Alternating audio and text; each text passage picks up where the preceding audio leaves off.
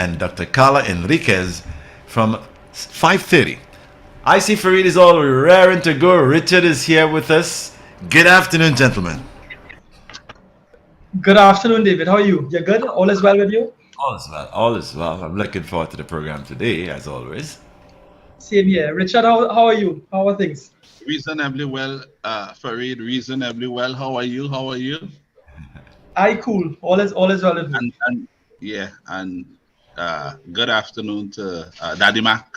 Yes, Richard. How you doing, man? Yeah, good. Nice. So, what you had to lead us off with today, Farid? I was looking at something interesting. I like to talk a little law. Um, I was looking at a newspaper clipping where Mm-hmm. two senior citizens were on a flight back to Trinidad. And for Yeah, those of us who travel, they always ask us to make a declaration when you're on the flight as to how much cash you yeah, have on you. People don't understand, meaning the citizens generally, how important that is. Sometimes you have money on you. It could be small change, a few hundred TT dollars or 200 TT to hire a taxi when you're way back home. Some people, they travel with US that they may have saved on their own, or they may have gotten gifts of US from their family, daughter, son, relative out there when they return to the Trinidad when you're elderly.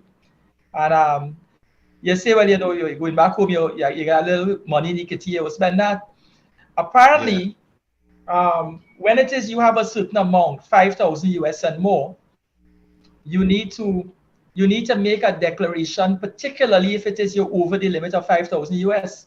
If you're under the limit, you're still supposed to declare, but particularly if you're over, because if it's discovered that you're over the limit and you didn't declare that you're over 5,000, let's say you have 10,000 US on you, and for whatever reason, customs discovers that, two things could happen. You lie on an official form because you had to fill out the form and sign it that, oh, I have less than, and that carries an implication if you lie on the form.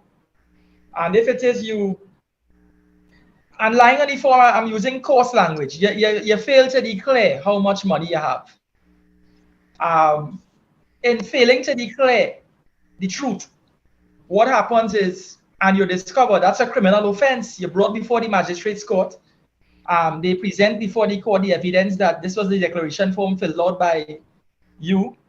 And when with this, we checked the cash on you, or you declared what you have, or you presented it, we checked it, and it was a lot more. You can't claim at that point there that, well, I didn't know I had so much money. Because when it is you go to fill out the amount on the form, you're supposed to at least say, well, let me check it before I put the figure. 9 out of 10 times, I mean, you must know before you board that flight how much US you have on. And even if it is you're marginally over by $2 or $3 or $20, well, then you could perhaps get away and say, well, I didn't know I was $20 over the limit, but not having 10,000 US and the limit is 5,000. It ain't sounding right.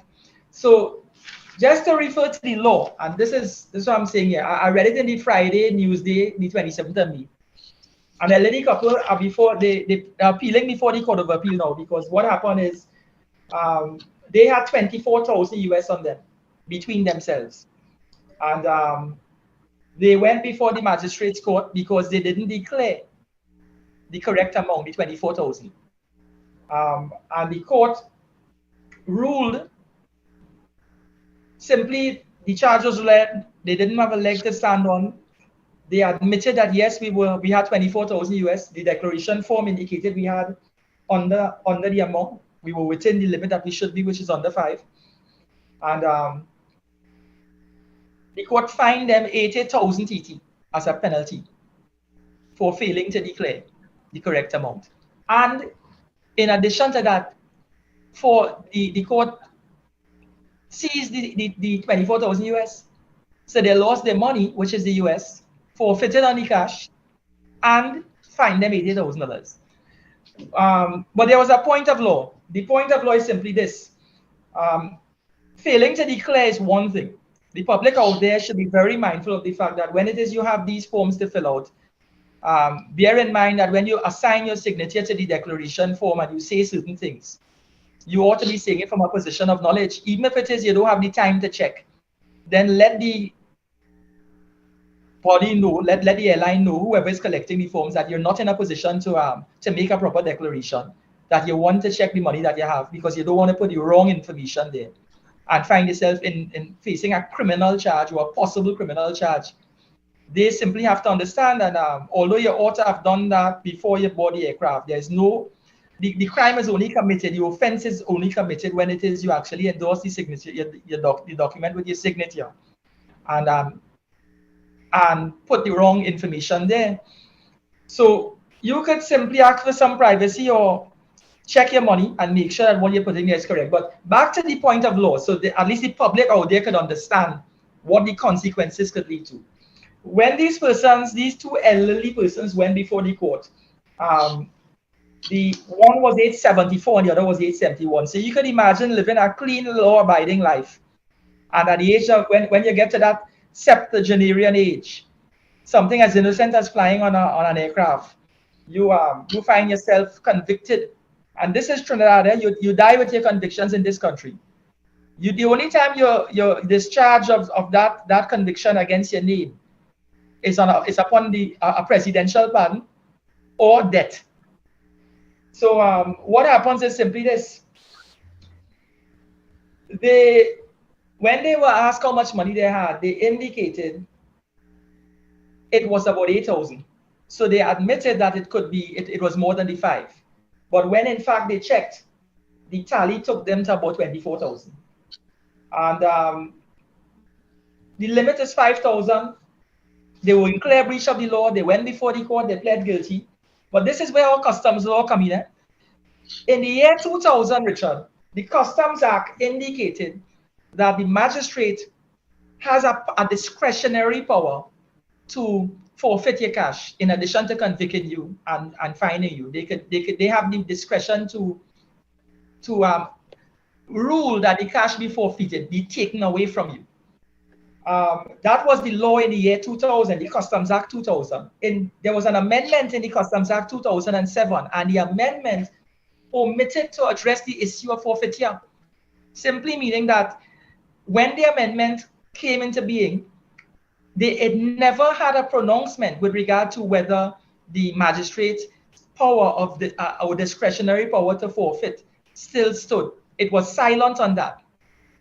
But the old act, whatever law existed in the old act, unless that previous legislation was condemned, unless it exclusively said that provision no longer stands, then it stands. In other words, sometimes you amend legislation and you amend clause or provision 7, 17, and 25. It's like the Traffic Act. You amend certain sections. For instance, like the 80-kilometer limit at one time, right? At one time it was 100. They brought it to 80, and then they amended and they allowed you to drive at 100 again. So when the amendments take place, it will specifically say that this particular provision no longer applies. This is the active law now. So, and then when they revert to the original 100-kilometer, they would have adjusted the law. No adjustment was made with regard to that discretion in the 2000 Act. So in 2007, when it was not mentioned, issues like this, if it arose, the sitting magistrate didn't forfeit. And in the appeal where we are now at the Court of Appeal, because a decision has not been made, it's raising the issue of in the year 2014, the discretionary power came up again, and it's being argued that the magistrate was correct in ordering a forfeiture in addition to the fine. And the elderly couple's lawyer is arguing, but how come the omission was never applied in the 2007 Act? But the discretion was allowed in the 2000 Act, and now you're conveniently seeming to bring it into play again in 2014. So what is the settled law? So the Court of Appeal has invited submissions from the attorneys involved. And the point of an issue, the law that has to be advanced is, if it is the omission, the discretion was allowed in 2000, where a magistrate could forfeit on your cash. It was never applied in the 2007 Act. Why it is in the 2014 now, you're saying that you're reviving the 2000 position? It doesn't seem, the balance of justice and the application of the law doesn't seem to be even. It seems to be whimsical, if we were for want of a better expression. So I think that having said all of that, where we are now is we patiently await what the Court of Appeal is doing and what the submissions would be. But this is a country that I found myself in the past, but I'm very particular. I ain't able to get charged. We lose our license if we convicted in this country, lawyers. And I can't risk that. Also, I'll have to be seeking a different kind of work, maybe something in the media. And I think on Richard level there now to command big salary to do this job. So, so what I did, Richard, whenever I'm traveling, I always go and I declare whatever I have, because nothing prevents you from declaring if you're under the 5,000 too, you know. If it is you're below the limit, you're within the limit, you can declare that. You can officially go and fill out the customs forms. You ask when you go to the airport, you go to the administrative office and say, listen, I only have $2,000. I know it's 5 you're supposed to be declaring at, but I want to declare my 2. And particularly if you're over, because I remember landing in New York once and I was asked about, you know, what I have, and I was able to say, well, I declared and I produced my documents. I ain't playing that. So Richard, the next time you're traveling and you know you just make sure and do the declaration. I know you wouldn't take that chance. I always declare, Farid. I always declare. And when I declare, it's not much to declare. You know? So I always declare. It's not a challenge with me to declare at all. But let's go back to the interpretation. I know you said this is before the court now. So they're in search of settled law on this matter. But I will think if you amend something, I'm generalizing now, and you seek to amend something, what you say you are amending, because remember it's an amendment, you know. The amendment doesn't completely override what you are amending. You're only adjusting the parts you are changing. The rest you are not seeking to change remains in effect. So it didn't form part of the amendment. So if you're going to have, if a piece of law has 10 parts and you went after amending 4 parts, it would mean the existing law, the original law, has 6 parts that will continue unaffected. You're only seeking to amend 4 parts. When you amend the 4 parts will be amended, and that will join the 6 that were not amended. And that will be the law. So that if they did not amend the part where the magistrate had the discretion to forfeit, right? If that part was not part singled out for the amendment, and they say it was silent, you could argue it was silent, but was it really? If they pick up the parts that they're amending, then it's the parts you're amending, you go with. That's a change to whatever the law is. Well, it may sound straightforward. I agree with you on face value. I agree with you, but let me tell you what they did in the 2014 Act. The 2000 Act said that the magistrate has the discretion to forfeit. The 2007 Act never addressed that issue. And the 2014 Act goes on to underline that not just the magistrate, but a High Court judge. So the issue of a High Court judge was never even mentioned in the 2000 Act. Right. So in other words, what you're saying is valid, and I see the logical, sequential approach to it, and it sounds reasonable. To me, it sounds reasonable and all. But why introduce in the 2014 Act when it was never mentioned before that it also applies to a High Court judge? Well, then call that part of the amendment, Farid. It wasn't there. The amendment include them now. The appeal. Right. So my brother, the position would be the law must be clear. The law must be clear. It must not appear to be conveniently applied. It must not appear to be expansively interpreted and narrowly interpreted and interpreted conveniently to suit any given end. It must be even across the scale, meaning that everybody before the court is equal in the eyes of the law. So I am not saying that these 2 elderly persons were discriminated against. What I'm saying is this, and this is a different kind of point. I find that the real lacks on the airline. Whenever I'm flying and I have to fill out these declaration forms, I always laugh and say to myself, so if I happen to look innocent, I look like the village priest and I'm coming through customs. Whatever I put on that is Bible. They may looking to pull me over because I look old or I look like a priest or however. How are they determining Let me check Richard Norrie today. Let me check this one. It's as random as that. So there are a lot of there may be many breaches where people over the limit and coming through there quietly, and you just happen to get catch up there. I find it's too haphazard. The system is too haphazard. I'm not saying to body search everybody on the way through, but if it is the idea is to limit the money laundering, to limit the flight of capital from one country to the next, to monitor the flight of US dollars coming in and out of the country, there has to be a system in place that this thing is done in a manner that is will catch everybody. It should never be a random application and that makes it sound like victimization. Let us say Richard and I don't get along and be in New York. Richard knows that when I come to New York, I check in my aunt, my uncle. I have some nephews who well off, and they always give me something in the kitty to go home. And he say, you know what, let me be a whistleblower here today. He flying back on the 4 o'clock flight, and I shoot a call. So that's how this work. A man can get catch like that. I don't know what is the system, and my problem in this country, there is no system. There appears to be no system. Things appear to be so random.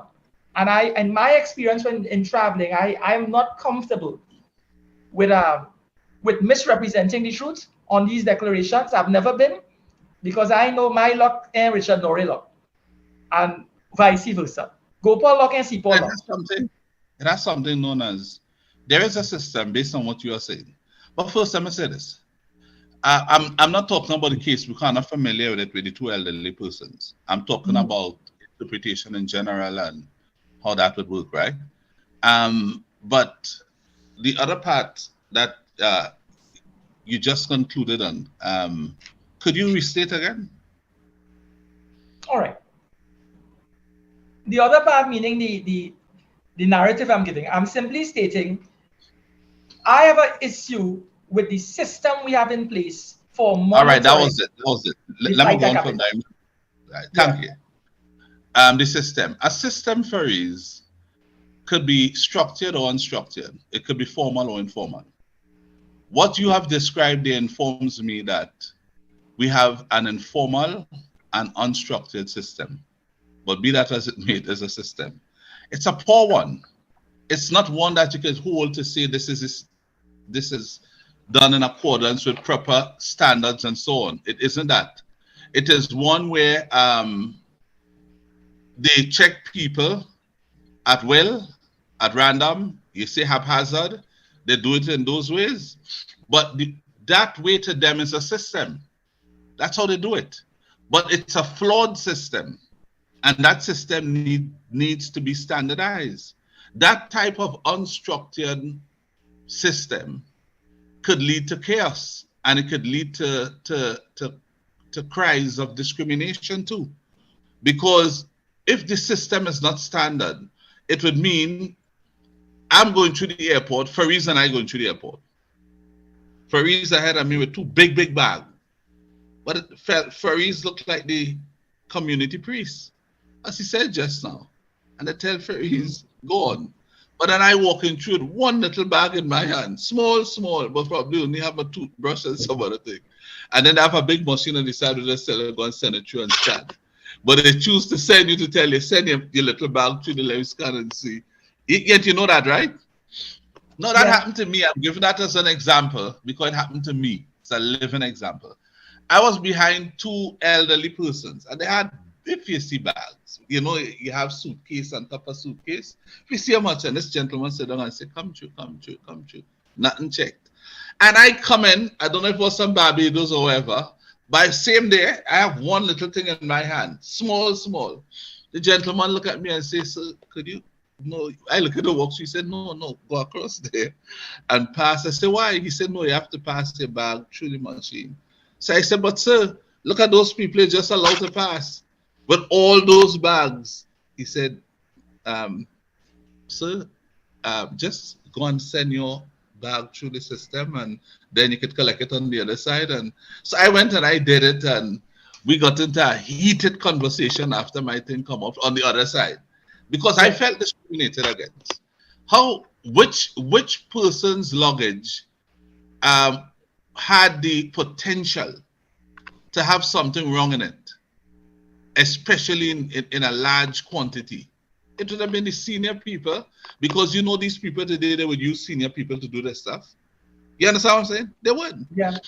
And because of their appearance as senior people, he might have felt, well, you want to extend this discretion to them and tell them move on, you know, these really early. But those could be the people in all of those bags bringing wrong things into the country. I was prepared to open minds and show him, but you send me over there, a long line, you know, but you send me across there and tell me send mine through. So I felt discriminated against.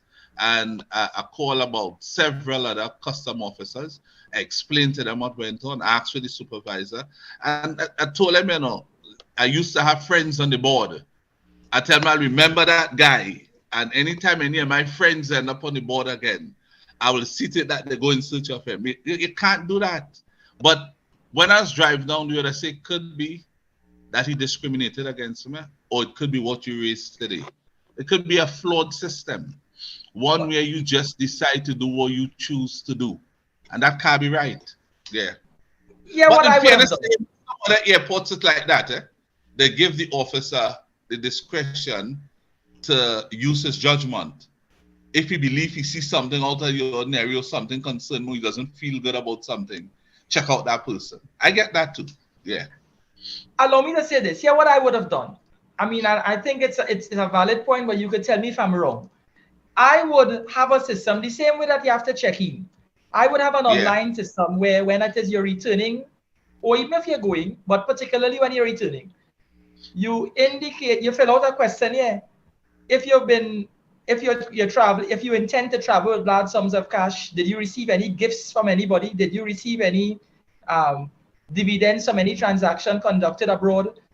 Are you in receipt of any more money than you would have arrived in the country with? Because what these elderly people did is they said they won the money in a casino gambling exercise. You know, they went and gambled as elderly people, and that's how they came up with this cash. And they came into contact with all this US money because naturally they declared, so where they get that money? If it is you're not declaring it, it could be the gains of something that we need to check out. It could be a suspicious sort of transaction it originated from. So they gave a logical explanation that they went casino gambling and they won the money then. My position is, why wait to get that explanation on the aircraft when they got caught? I would have given them the opportunity, and anybody who's traveling an opportunity, to fill out a questionnaire online, not at the airport because that could take up too much time. Fill out the questionnaire online and listen. The question will simply be along the lines of, you spent 6 weeks in New York. Did you engage in any gambling exercise? Did you have any winnings? Did you come into contact with any cash that you did not have when you were traveling in the reverse direction that you'll be returning to your home country with? What is the amount of the currency? How did it come to your possession? Was it gifts from your relatives? Name the relative. Let the relative name the relative. Because if it is, I give my uncle $2,000 to travel with. If I'm bold enough to give my gift, I'm bold enough to say, yeah, it's my uncle. My paternal uncle, and things well with me in New York, and I gave him a little something because over the years I ignored him. I was in the red in the past. That uncle now could have said, well, I have a bona fide job. I am a tax-paying citizen of New York, and I entitled to give my uncle something. Then they could have simply said, well, you know, there are other ways of, he could have wired that money to Trinidad. There's so many other ways to deal with it. But when it is you just randomly walk on just so, and you in a position like the old couple, and they say that, oh, when they ask how much you have, they say roughly 8,000. And they say, well, you know, the limit is 5. And then when they say, well, let me check it now, it ought to be 20 something. They could have avoided all that embarrassment and all that suspicion associated with it, because by the time you get to the court and that narrative is carried, they are aggravating circumstances to it. You're not only over the limit, but you're over the limit well above 3 times the value of what you declared. And now you're in more difficulty, and hence your fine reflecting $80,000. You could be saving people a lot of stress. The justice system ought to be, or the application of the law should be done in an even-handed way. And the system should be of such that, you know, it gives people a fair chance. The fair chance must also have checks and balances. And the checks and balances could be suggestions like mine, but I like to err on the side of caution. I'm not taking no chance. I'm not happy about wearing masks at this stage of this endemic that we're living in, but I wear it because I can't afford to get a ticket and a conviction against my name, and I end up selling loose cigarette and cinnamon by the corner after that. I ain't doing that. I'm not against a man who doing it, but I don't want to have to do it. Richard, you need to unmute. Yeah, thank you. The idea of the declaration most likely is if you're over the amount you're entitled to carry without declaring. So like if you have 5,000 or less, you don't have to declare it. You can declare it if you choose to. So it's no big thing. But the law is not against carrying more than 5,000, just declare it. And therefore, if you know you have $40,000 in it, it's not a problem coming back or going with the 40,000, It's being able to one, say you have it, and full out where you got it from and that type of thing and so on, and why you're moving with so much cash. You understand? Richard, the fear is this. When it is you declare the money, there's a reason why people not declaring it. Because when you declare the money and you come through and they see that, Richard Norrie had 25,000 US on him, then a note is made to the financial intelligence institutions, the FIU and so on. And they will look at the form, the declaration form, and see Richard Norrie come through with 24,000 US. And then they will check the system now to see if Norrie went and deposited that somewhere. They tie it back to Norrie in some way. In fact, they can have you on the database. That's the kind of money they put in. So you become now, it's almost like a suspicious transaction. That declaration is a very important declaration because you could be money laundering, bringing in cash for let me call the name Dolce, right? EDC and God. You could be bringing in cash from New York for Dolce. And if he get 10 people like you to bring it through, he could slip in the system to 100,000 US. Yeah.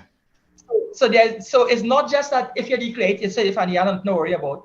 You may not have nothing to worry about. We may have questions. No, I'm talking about you who have the money without doing that for somebody. So well, you don't want to go through problem if the FIU, hold on. It's no problem if the FIU or they flag it with an unknown to you as a suspicious transaction and a monetary near.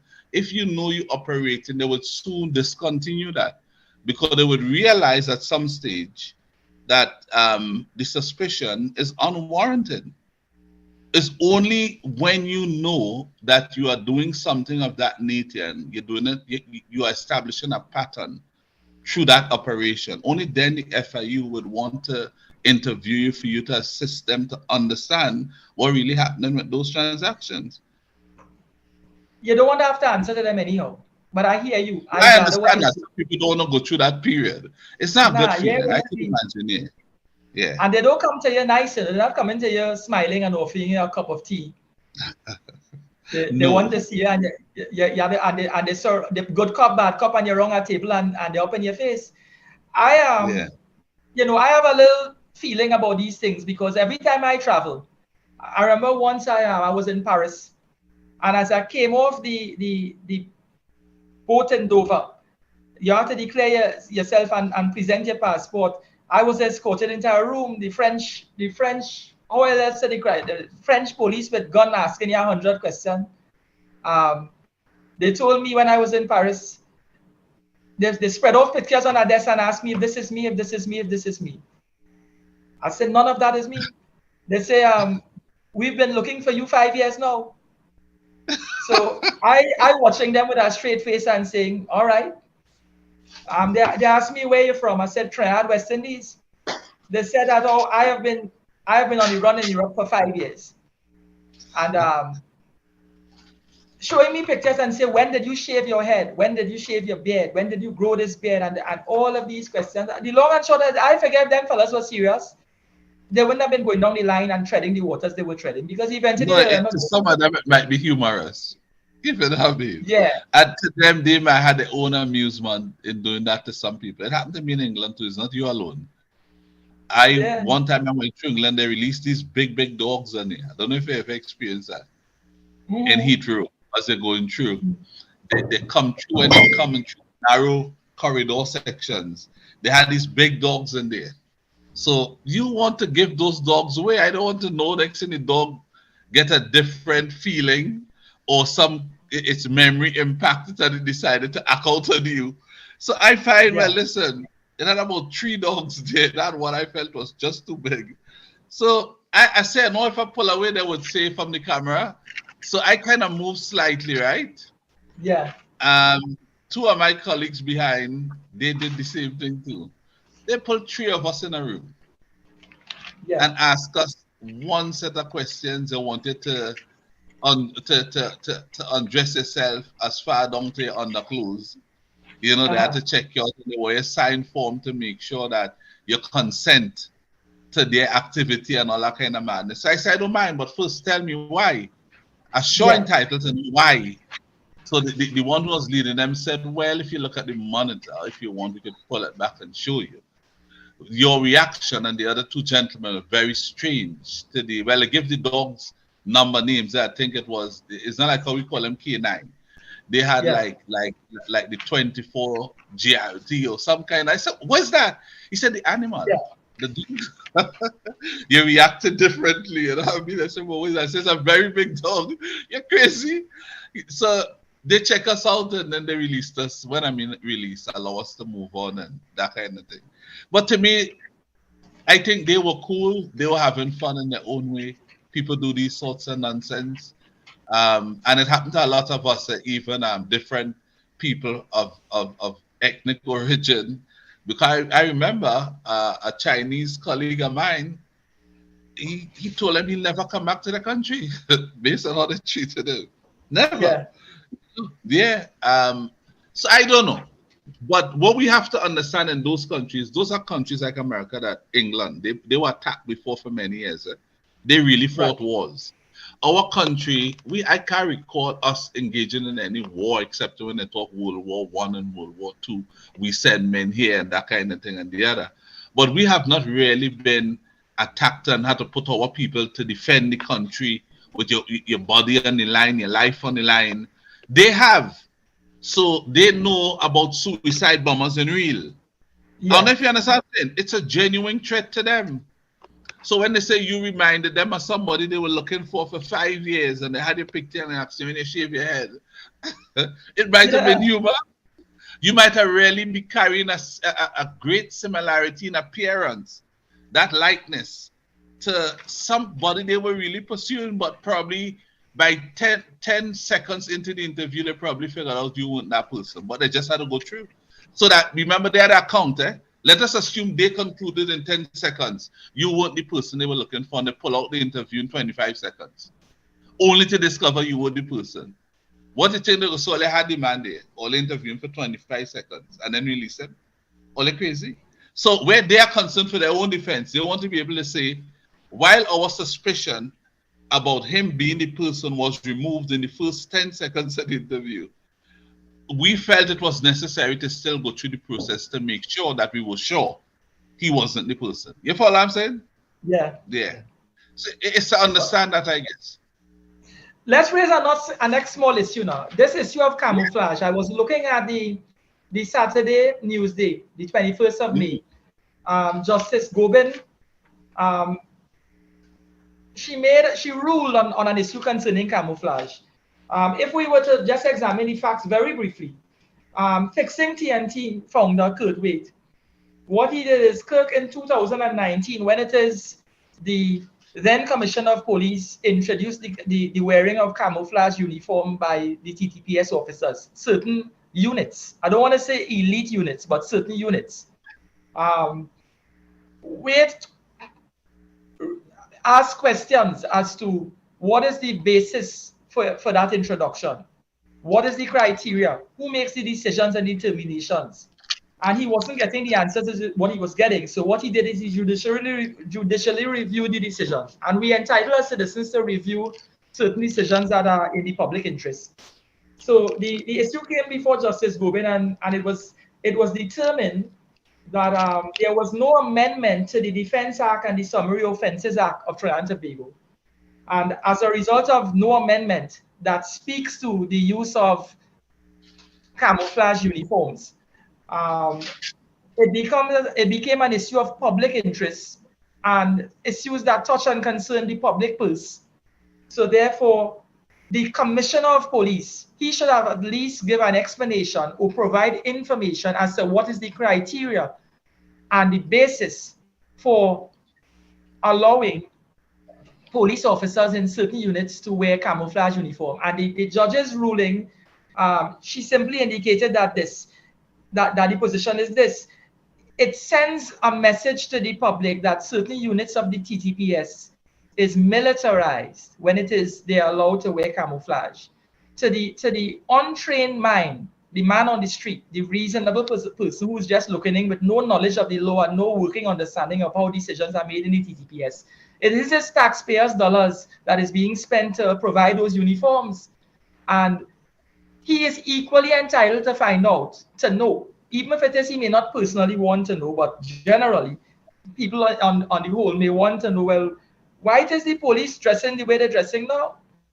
And the judge is saying, if there was no amendment in the Defense Act of Trinidad and Tobago and the Summary Offences Act, then the then commissioner refused to comment in terms of give an explanation as to why it is they're allowing that.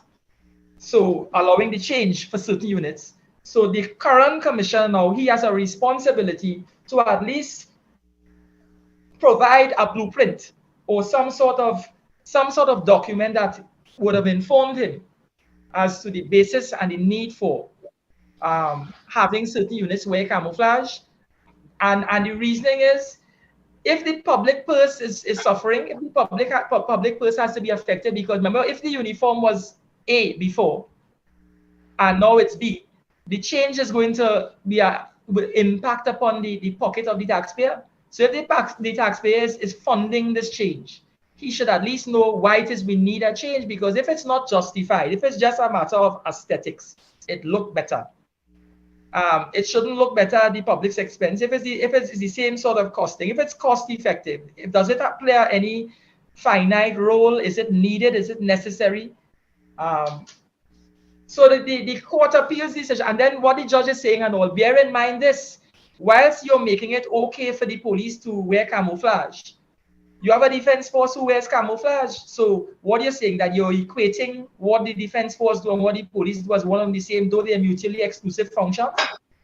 In addition to which, it's still illegal for you to walk down the road in a camouflage jersey, the civilian that is on the street. So there are clear lines in this country that speaks to whether we should use camouflage, whether we can use camouflage, and if we can, how to use it. So if Marshall wants to dress in a certain way to put on a performance, he has to write to the commissioner's office to get permission to be using it in an artistic way. And we need to get permission to be wearing anything resembling a police uniform. So therefore, if these rules and these laws are out there, there must be clear guidelines.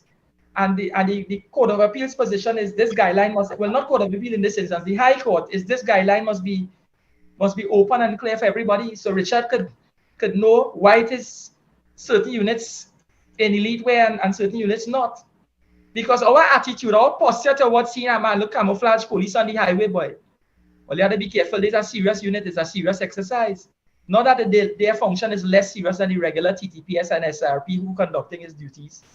But it sends a message, and it needs to be clear. So I think that was important. I'm seeing our guest here, Richard. I don't want to eat into the time of the guests but how you feel about what we're seeing here in terms of the camouflage? You're seeing value in it? Yeah, you shouldn't be allowed to use the camouflage knowing that it is for a specific purpose. It is for a specific purpose, and it should be treated that way. It is to distinguish one group from another, legally, with purpose, and with purpose in defense of the country. It could also be used as a major deception on civilians, because if an ordinary person should put it on, civilians will start to believe that not an ordinary civilian is somebody different to him. And then that one could allow the uniform to make him or her feel they have more power. And that could cause people to comply with whatever the wearer of that uniform wants done or is saying, because they believe he or she possesses the authority who's wearing that uniform. Right. And that could be very, I mean, people could use that to come into your home, to rob you, and to do worse than that. And what would have caused the deception is the uniform. The same person in normal clothes will not get in. And police officers have the powers of arrest and certain levels of the ability to detain and arrest.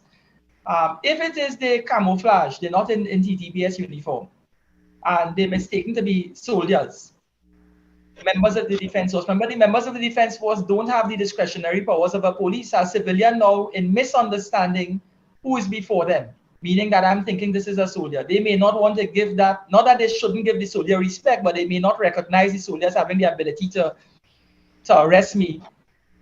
And they don't have the powers of police. Yeah.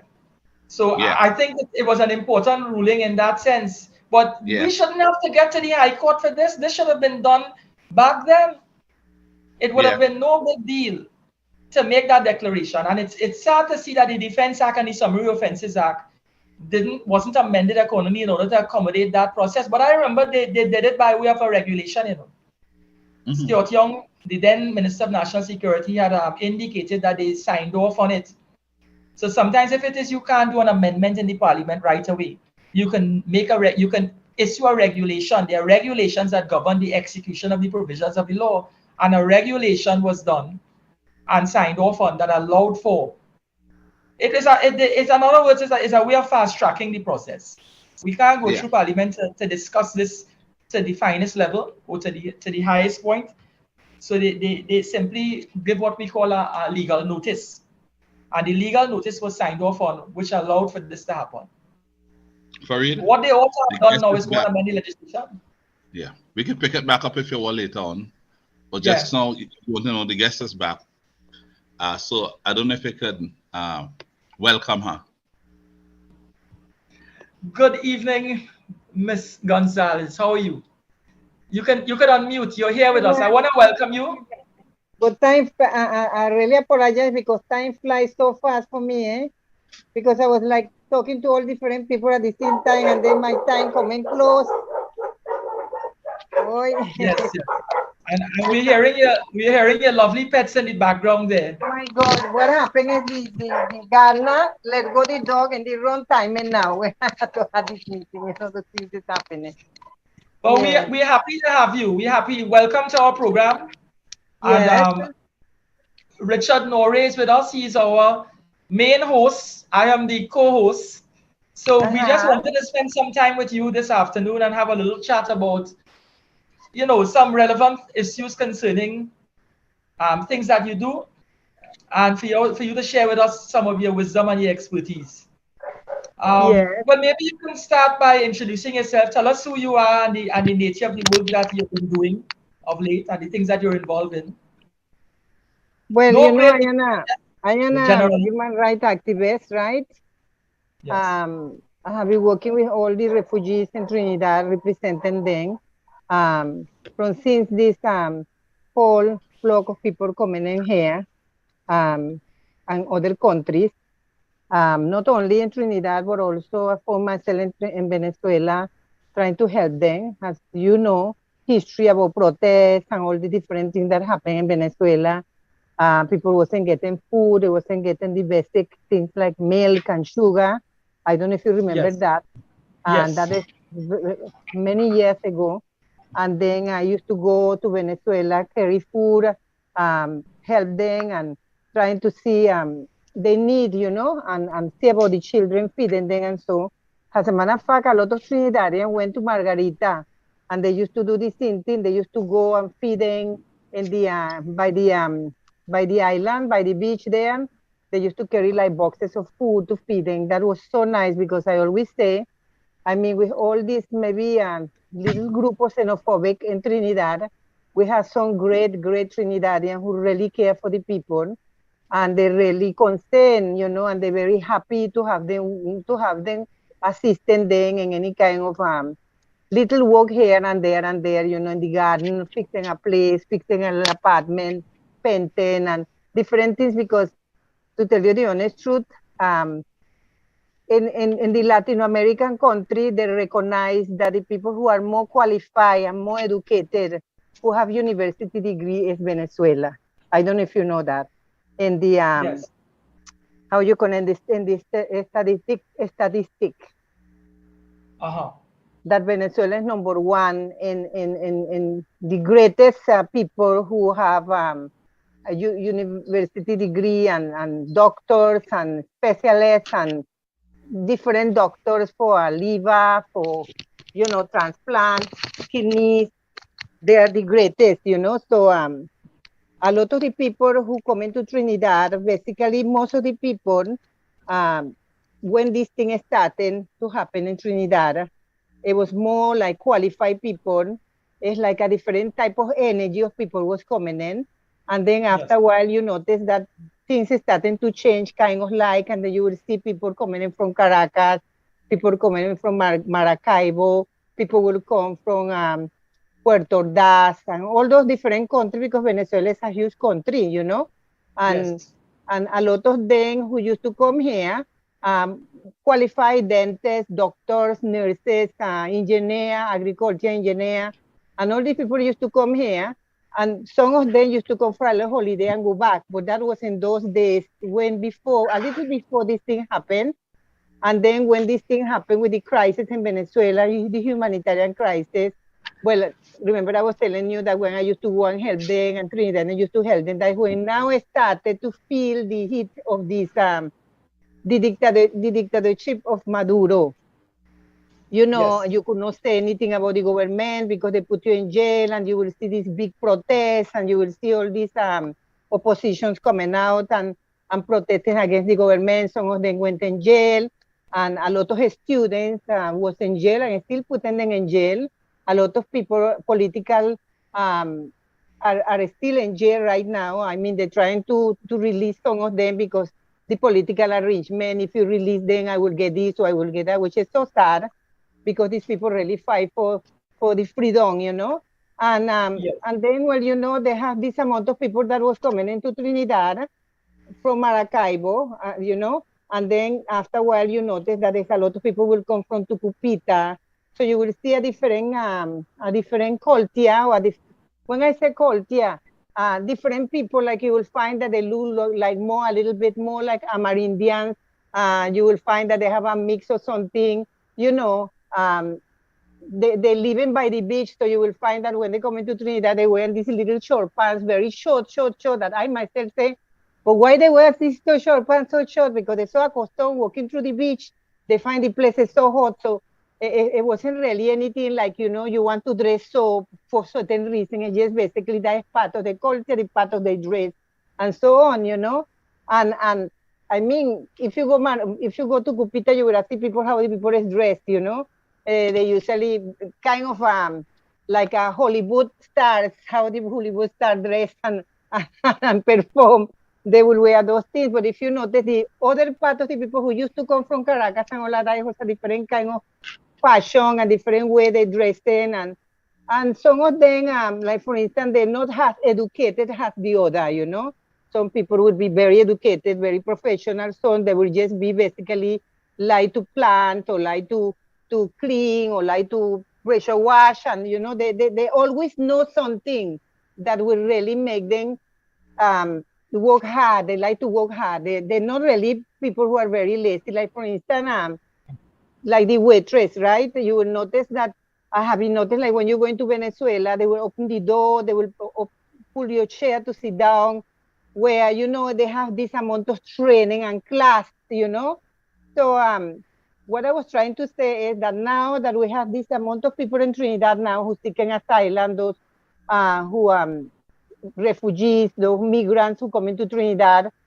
for a better life, and trying to, some of them just running from the persecution, because remember, Venezuela is #1 dangerous country on the world. You know that, right?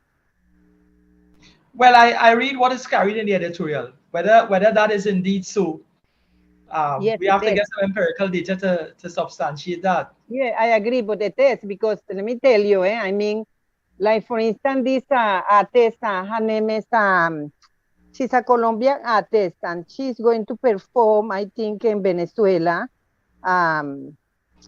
Unfortunately, I forget her name.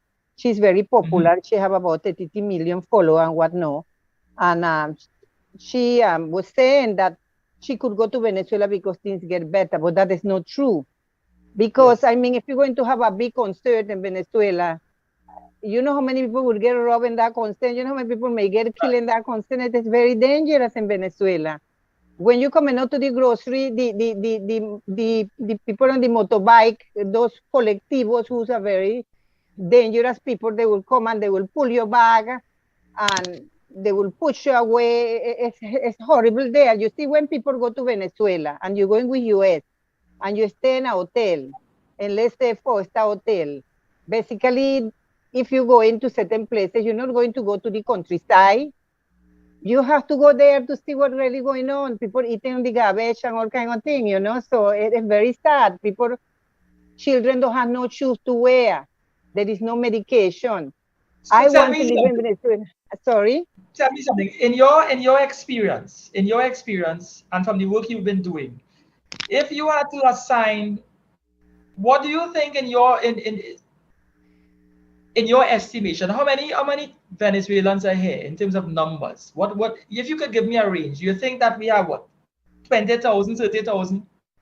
In based on the data that is before you, if you haven't, you could give us any projection, because so many figures are officially bandied around, who officially said that, you know, we have so many. But sometimes people in the public space, there's a tendency to believe it's a lot more than is being declared. Remember when there was the registration, the minister registration that they have before the pandemic? Remember the registration? Yeah. There was 16,000 people who registered. Right. How many people now do you think we have? Now, in my data, I believe that we have, in my data, I'm talking about the list of people that I have. Yeah. I believe that I have almost about 26. All right.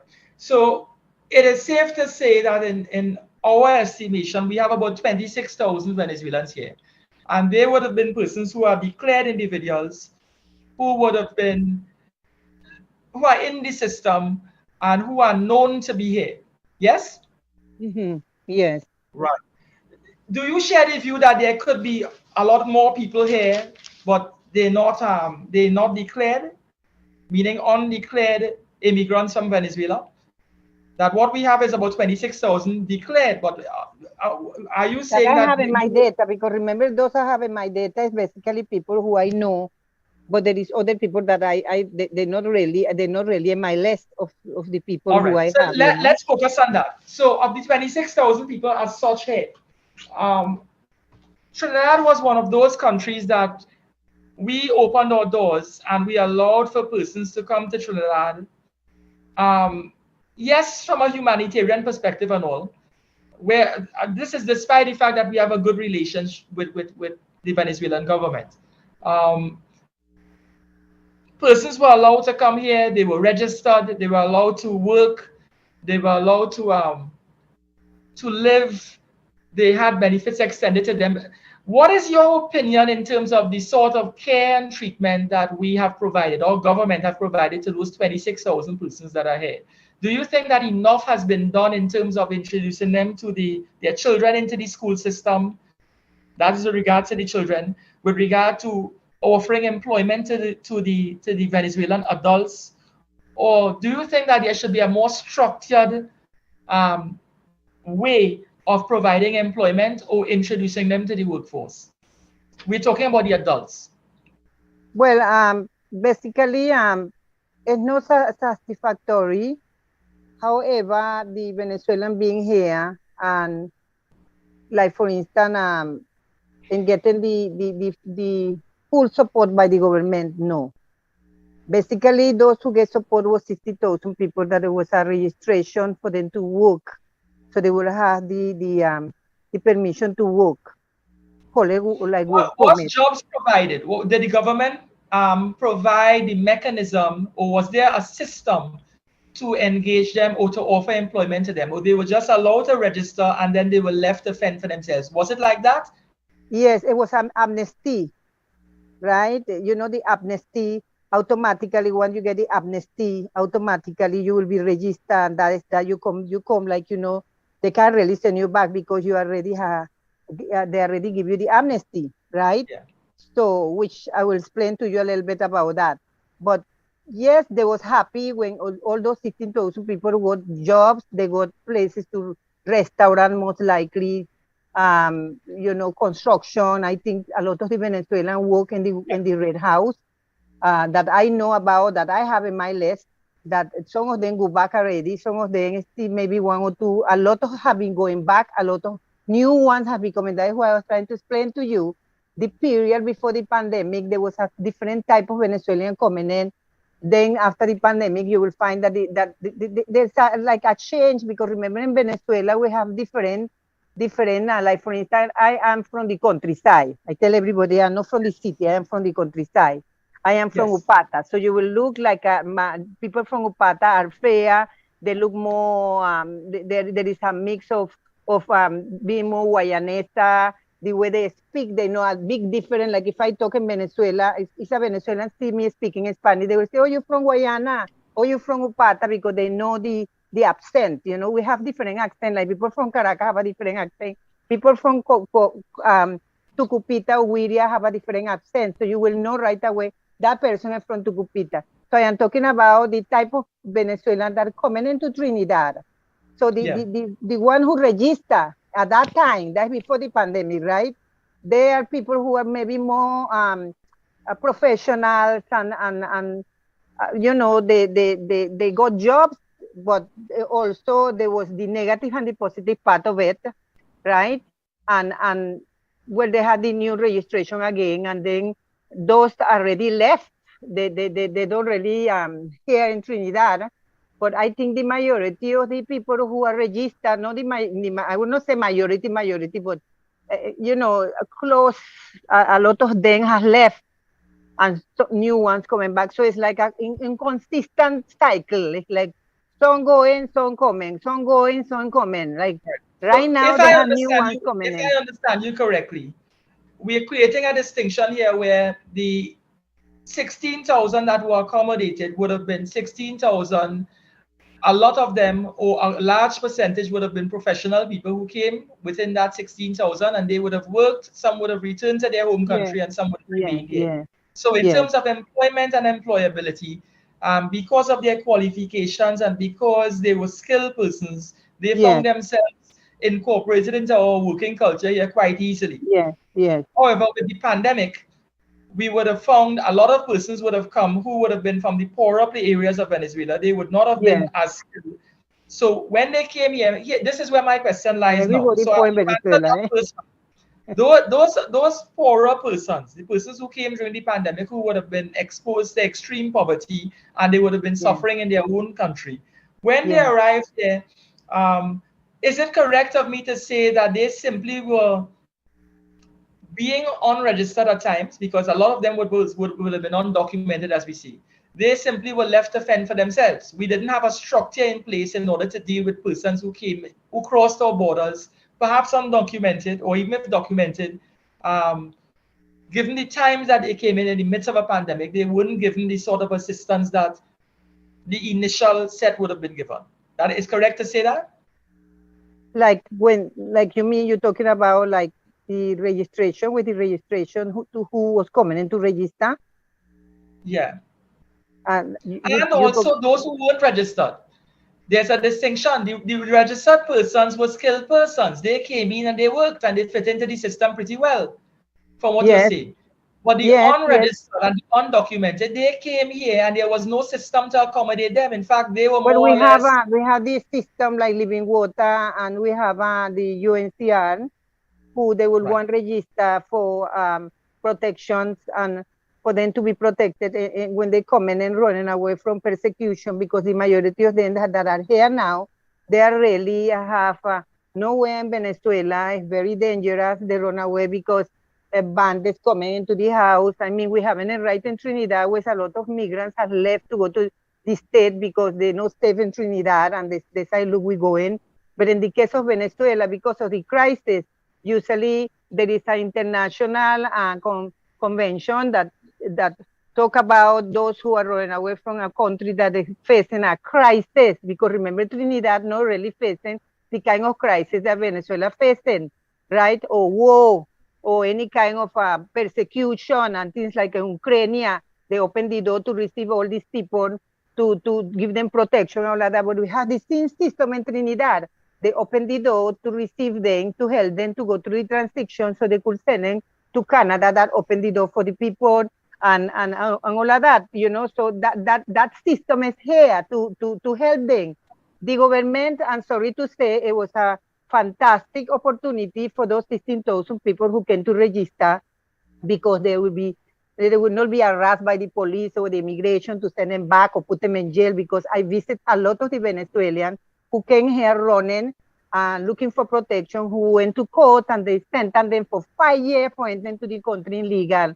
And they spent 5 years in jail. And I was able to see the 5 years pass, and I was able to see the 5 years where I was fighting for them to be released from jail, right? Which I find that and they are already they already registered living water. They already was waiting for the UNCR card. That is the card that say, well, you know, all the rules and whatever it is, we protecting you and all of that. And still they were sending them in jail without care about that, because they say they are not recognizing the international law for human rights, right? But those people are suffering. Those people are really running from a country that's facing a horrible crisis. There is a lot of things that happen in Venezuela, like no medication, children with cancer dying. When I was in Venezuela, in Margarita, and I was stranded during the pandemic, my biggest fear was that my husband would not get sick, or I will get sick, or none of my sons will get sick, because the hospital in a crisis, all the clinics, is like no doctors there because everybody gone. The country was isolated. I mean, there was a different thing, but it hit me real hard, and it came into my awareness to say, oh my God, imagine if something happened here, if I get sick or something, what will happen, you know? It's terrible living in Venezuela. It's a form of living in a life of uncertainty, because you don't know what is going to happen in Venezuela any day, any time. We don't know what is going to happen. They say Venezuela getting better, but that is not true. That is propaganda. People are still suffering. Let me ask you this question. In Trinidad and Tobago right now, are you satisfied with the level of accommodation by way of our healthcare system being available to Venezuelan nationals? Are you satisfied with the measures that are put in place in order to incorporate Venezuelan children into our school system, so the learning process could continue, and for the access to these services, health and education? Are you satisfied that we have done a good job, a poor job, or what can we do? So what the government and the education system are offering children, Venezuelan children, and the level of education, what they really offer? There is no education for children in Trinidad. What are some of the challenges? Could you imagine there is so many little children here, right, that can't get to go to school because the education system closed the door. They don't accept children to go to school here. It's very sad, you understand? And then again, you know, the first thing they say, well, you know, the Trinidadians saying, some of the Trinidadians saying, well, they're coming here for, they're coming in our territory, and they don't have no right to be here. Go back, go and die in Venezuela, die on the sea. And when somebody get some Venezuelan, like a Venezuelan go raped, good for her, she don't have no right to be here. They have to understand that you don't know if that could have happened to you. And number two, there is a lot of Trinidadians who are living in the United States, in England, that have been living in Trinidad, and they are migrants, and they're illegal too. Right, I agree with you. I'm agreeing with you. I can tell you that I know people who leave, Trinidadians who leave and they go abroad, and I always say when those comments are made about the Venezuelan nationals, that, you know, we are unsympathetic towards them here in Trinidad. But our nationals go abroad in other people's land, and we complain about the treatment that we get. And or we sometimes are very happy with the treatment that we get because people treat us differently. In other words, we get good treatment from other people, but we don't want to extend the same heart to our neighbors over the sea.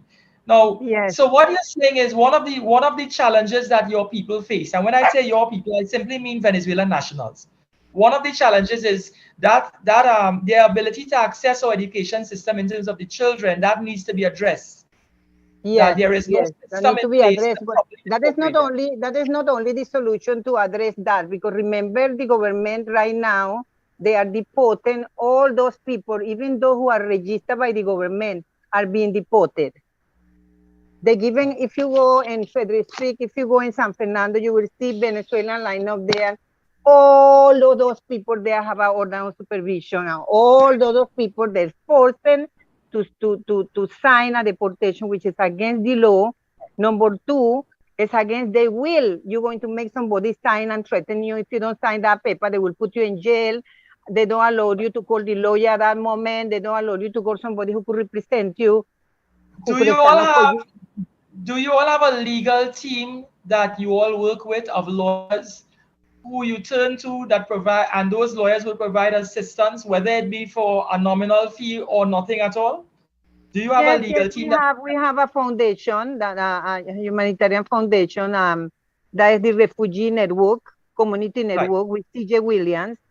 I am one of the directors. When registered persons are being deported, you can address that situation with your legal team. You know, yes, that what happened is it's tough, because remember, some of those people don't have no money to pay a lawyer, and no matter how much we're trying to do it without charging them any fee, or the lawyer charging them any fee, still there is a challenge, because remember, it's costly to get, like, for instance, certain documents to go through the court. It's costly for the lawyer. So the lawyer trying his best to do whatever it is. We're trying to get all those deportees, people who have been deported illegal.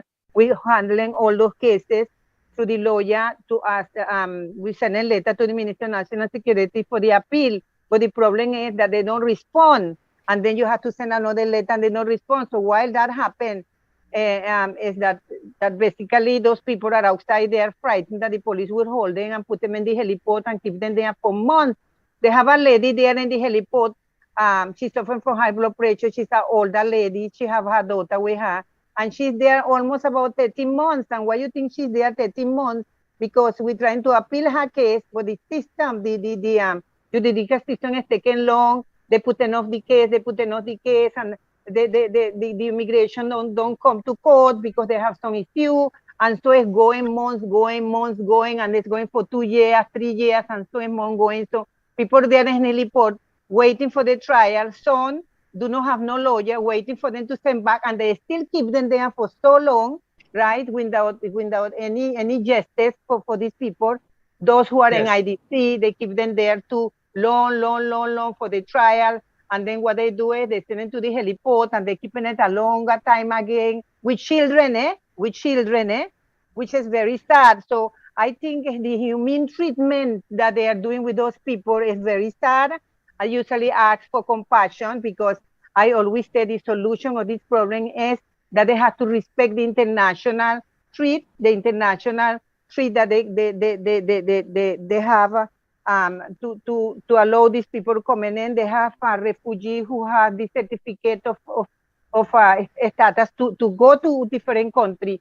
So I always say, set up a bridge. I don't mean a physical bridge. I'm talking about a bridge. It's like people coming in, register them, quick, pass them through 1 month, send them back to Canada.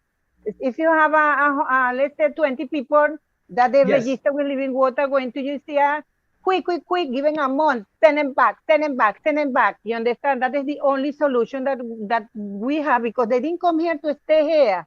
They come here for a time until they get Let me address one little situation there. If you're saying the issue is that you have a foundation and they have lawyers, the foundation has lawyers, but because of the cost factors involved, you find hurdles that you have to climb, and people don't have money. Have you ever tried? I could tell you for a fact that the legal aid board here would not accommodate persons. No, not at all. No.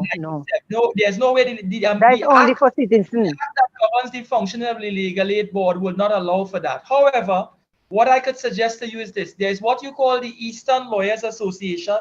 There's also the Southern Lawyers Association. These are active associations that exist, that formally exist. And what you can That's do is the one from UWI. No, not UE, not the university. You can write to the associations. You and I will have a chat offline at some point. Yes, no You can problem. write to Yes, the yes. association and approach the association, the Eastern Association, the Southern Lawyers Association, and you let them know what your position is and you're seeking some assistance.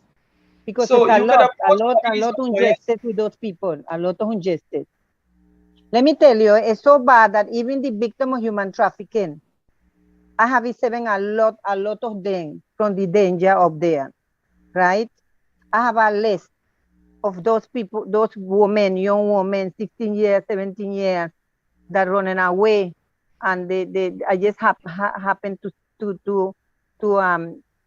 help them go wherever they are and help them, put them on the car, hide them, taking them to the traffic, the CTO, right? Content trafficking for them to give the report, right? Yeah. And some of them, they don't want to talk to the police because they're scared that they will get killed, and some of the police are involved in this, and it's a sort of real terrible things going on right now. Young girls, right? But when they are, like, for instance, I don't know if you remember the case in December where they held 28 girls in Chagonas New Year, right? Yeah. And it was a lot of them that was there, inside there. Some of them want to run away. They are here, they are ready to be a witness and testify. And they just get fed up and they want to go back because they say that how it no make sense being locked up in a safe house where they feel their life is in danger and they just there, inside there, they don't have no life.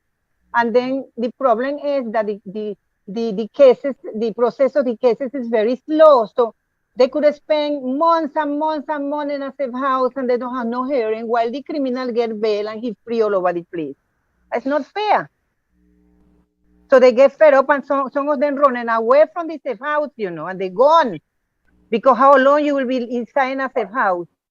So you're also saying you're saying that social services isn't organized in a strategic and structured manner in order to accommodate persons who are staying at these safe houses. So the safe houses aren't safe anymore.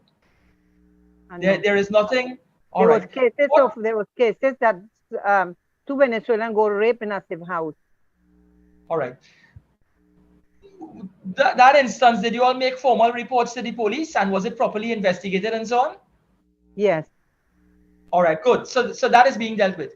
What you're describing is it's sounding like a crisis. I made sure that would have happened. I made sure that would have happened.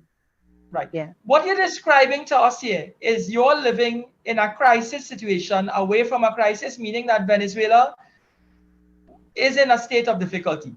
And for the immigrants that came here, for the asylum seekers, if we were to use that term very broadly, they themselves find themselves in a situation where they're unable to access the services here in a manner that looks after their needs. Yes. All right. So what do you think?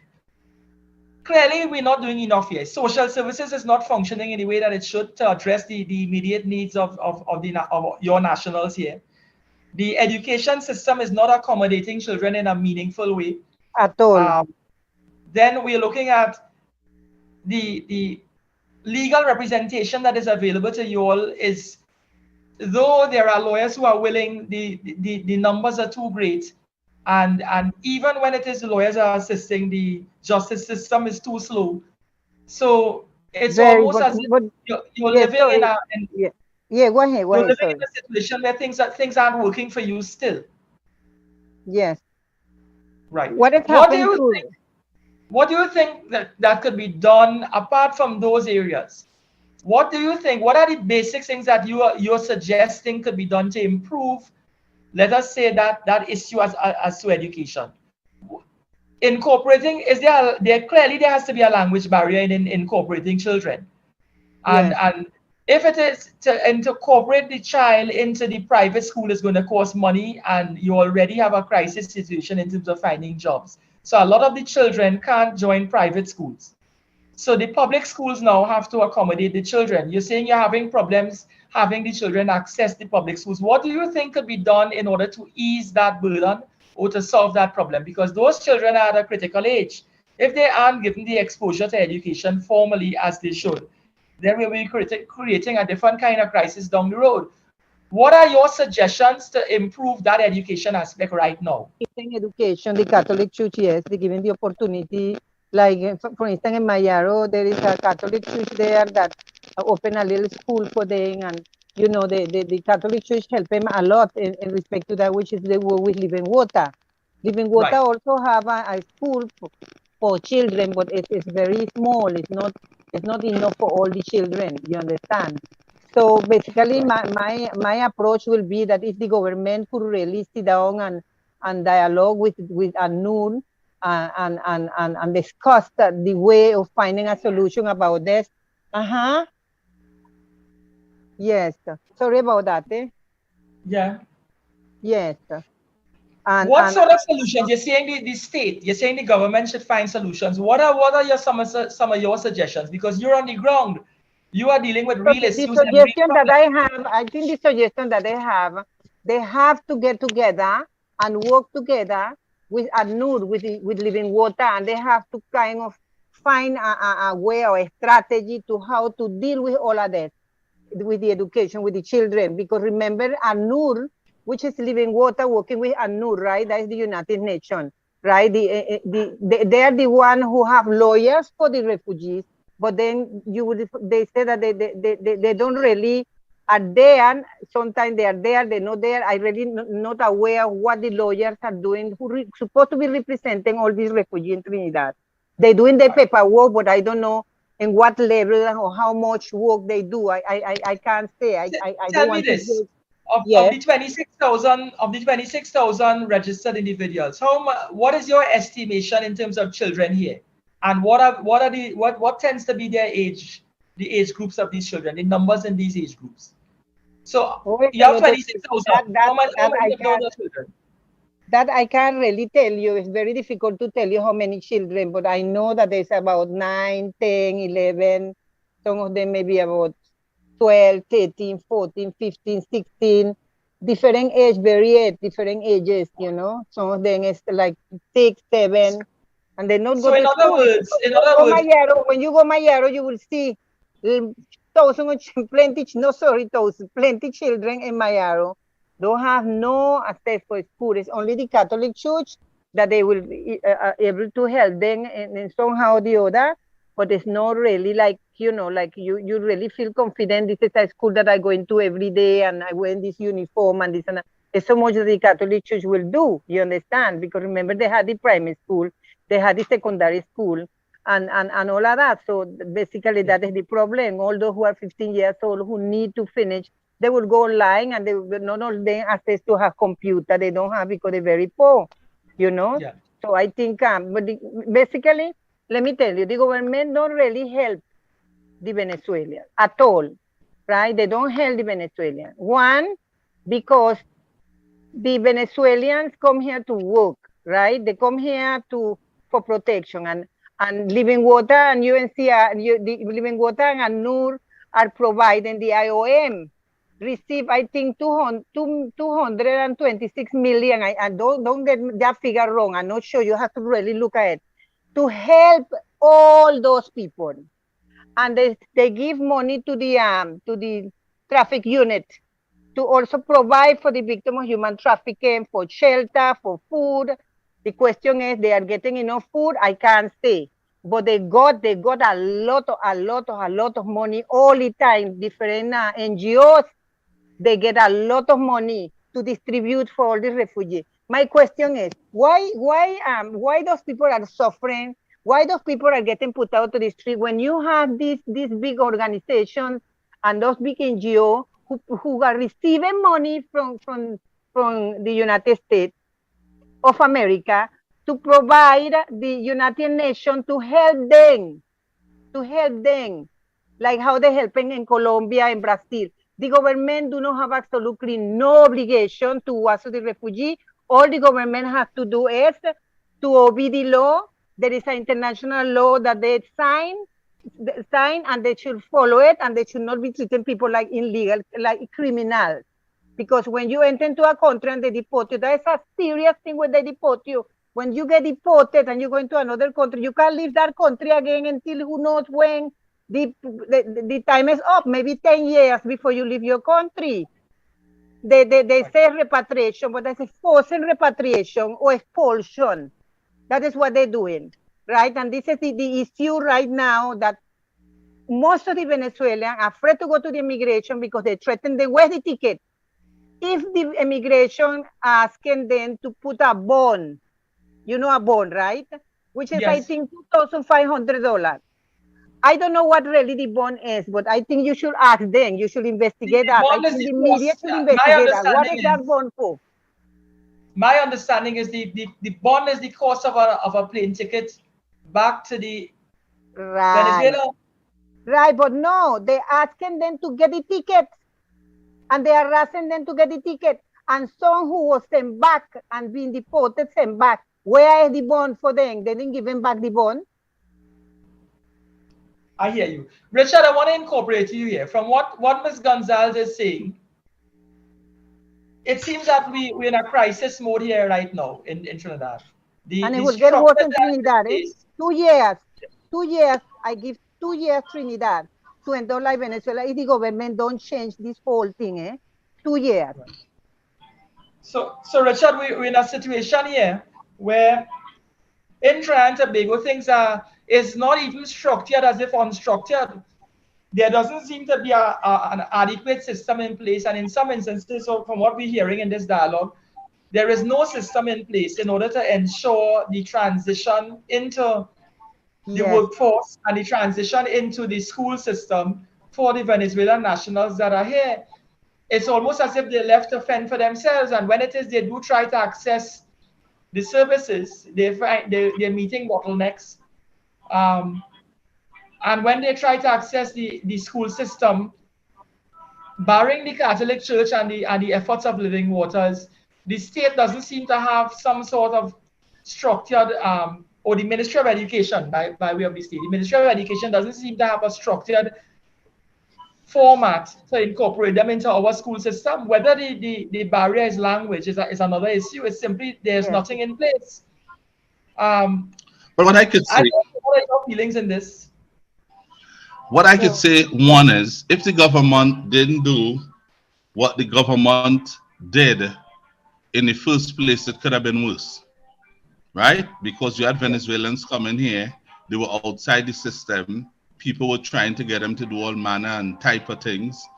The government decided to say, no, let's intervene and see how we could make this thing more, how I should say, pleasing to the Venezuelans, just as you all said early on.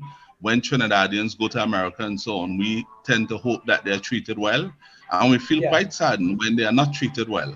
So that I would say it's a start. It's not the best start, but Ms. Gonzales is doing the best thing to talk out, because sometimes that is how the government will get to know in terms of feedback exactly what is happening so that they could attempt to correct the situation. I think she's quite a good and firm and strong activist for her Venezuelan people, and she should continue to push forward and fight like that. I see a lot of them in gyro business, plenty of them working in stores now. Things have improved, plenty of them renting places, some have bought places as well. But you also have to remember there's another dimension in the country, Farid. There's a political dimension, and it had to do with elections and people, how far they could go, because once you start giving them national ID cards, then they could fall on the voters list. And then for the citizens of this country, that may rub a lot of people the wrong way. So you would find, even if that could be done, Ms. Gonzales? Listen, I live in Trinidad. I will tell you how many years I live in Trinidad. When I came to Trinidad, I was 17 years old, 18 years old. I came with a scholarship of 400 TT, right? Because I was a good student. And I got my scholarship. So I came to Trinidad because I wanted to study language, right? And that is about 40 years now, 40 or a little more. I'm trying to get my nationality. I'm still waiting to get my nationality because they're asking for this paper, that paper, that paper. And then my passport expires, and they want a new passport, because with the old passport, they cannot go through the process of getting my nationality. Lucky me the day when I get it. Secondly, I went to the commission where you register for voting about before the election, right? And they told me I can't vote because I am a resident. So I don't know. Somebody tell me, no, you could vote. But I hear people, some Venezuelan that have resident here who can the same time with me voting. So I am a little bit confused about that. So I would really need a lawyer to find out if in this time I could vote, even though if I don't have my nationality, my citizenship, sorry. Right? If my citizenship I am apply for, sorry, I was saying nationality. Yeah. So you know, so how come Venezuelan will get to vote because they get a ID? ID. I have an ID, you know. Republic of Trinidad and Tobago, Yesenia Gonzales, I could show you my ID, and they still tell me I can't vote. Okay, so once you have an ID card, voting pad, how you call it? Voting pad? Voter padding, yeah. Voter padding, yeah. You know, you did a show here with us about 3 times before, you know, you remember you used to come on 102 and do a show. Yes. I think you were in your 30s, yes. And I would like to come back. I would like to come back. Yeah. So yes, I remember you as a much younger lady, you still look very young when you used to come to the station. Yes. And it's surprising to hear that you still can't vote given how long you are here. You are here for many years. Many years. Yeah, but because of how volatile the political atmosphere is in this country, what you would find is that the suspicion would trump everything else. So if you start giving Venezuelans ID cards and these things too how come soon, how come I can't vote? No, well, that's the problem. I wanted to understand the problem, why it may take so long. Because if the government was in opposition now and you all were getting ID cards, the government that, if it was in opposition, would have been saying that voter pardon. They bring people here to put them on the voters. I don't believe in this voter pardon, you know. I don't believe in this voter pardon. But there are citizens here with who are politicians, and they are committed to getting in, and that's their right. But they wouldn't want to believe or feel that they are being cheated. So that the idea is, I will think the government may be a bit hesitant to go a step further to make things more legally comfortable for the Venezuelans, because then they're going to they will be accused. I'm not even saying maybe. Listen, of trying to. Yes. Yeah. My husband, he is support during the election. He's one of the people who are helping for the voting and all of that, right? And talking to him and the way he explained to me the system in Trinidad about voting, I believe they have a very good system. I don't see how people could do voting party, but what I believe is that if some of the people get a bottle of rum and a roti, go and line up and vote for that one, maybe that could happen. So if that is calling voting party, I don't know. You understand? Because the system is so straight in Trinidad. In Venezuela, it's electronic. So that could be questionable because they question Maduro from the election, right? But here is straight. Here we're still using the system that is very clear when you go and vote. You vote for that one. They say they're taking the boxes and they throw it on the field and all kind of stupidness like that. How much you will throw to lose the election? One vote, my vote maybe, because I am not voting. You understand? I understand. No, I understand. Correct me if I'm wrong. Yeah. There's another concern with the what has been happening. I'm sure you have heard, Ms. Gonzales, about some Venezuelans who have been caught on the other side of the law in this country. How do you react to that? Well, that too could be an impediment to other Venezuelans making the type of progress they would like to. Because when you hear about, you know, I mean, they seem to, sometimes when you hear what they're involved in, the level of the strategies employed for criminal activities with the few who have engaged in it seem to be at a different level to the people whom we have become accustomed to in this country, who may try that. So that would be concerning to citizens and officials in this country. How do you react to that? But I'm very disappointed, you know, that this thing happened. As a matter of fact, you know, when this thing happened, I have to say to myself, look at that, we're looking bad now. Now those who are xenophobic should be cursing us now. Because basically, I mean, it's so sad, and it's very, very embarrassing that, you know, this thing happened in Trinidad when you have a humanitarian crisis and desperation taking place, and those who are innocent getting blamed for it. But I believe that the government should investigate those cases, but they should do it fair. They investigate the cases because sometimes they may probably hold somebody because they're robbing a place and maybe that person is innocent. So I think in that way, I think they should make a proper investigation, not because it's Venezuelan. They say, no, he's a Venezuelan, he's a thief, go in jail. Because I understand there was a lot of report that came to me where some Trinidadians set them up, right? Set them up Yeah, and they tell them, look, oh, in a taxi, they carrying the drugs and they say, well, you know, the Venezuelan having it. There was cases like that, but I do believe that the authority and the commission of the acting commission of police, the authorities in the country should really, really deal with it in a positive way to get rid of those how you call it again, those criminals and investigate it. I do believe that. I am 100% for it.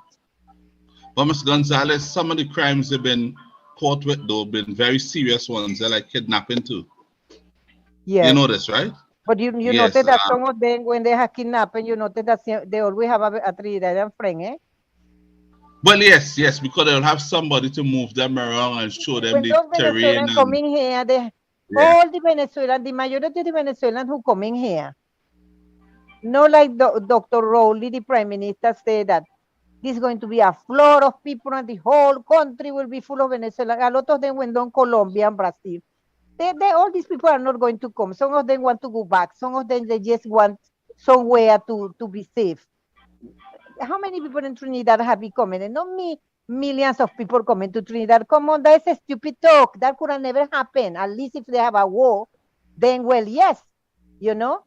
But basically, I always say, I mean, those people have to be investigated, um, and they should have justice for that because it's like, you know, some of them will tell me that they held them and they are really innocent. They're going into the house and they say, you do this, and then it is someone else who's setting them up. And, you know, everybody have a story. I didn't say that they don't have a guilty one because they really have some real bad Venezuelan in Venezuela, you know.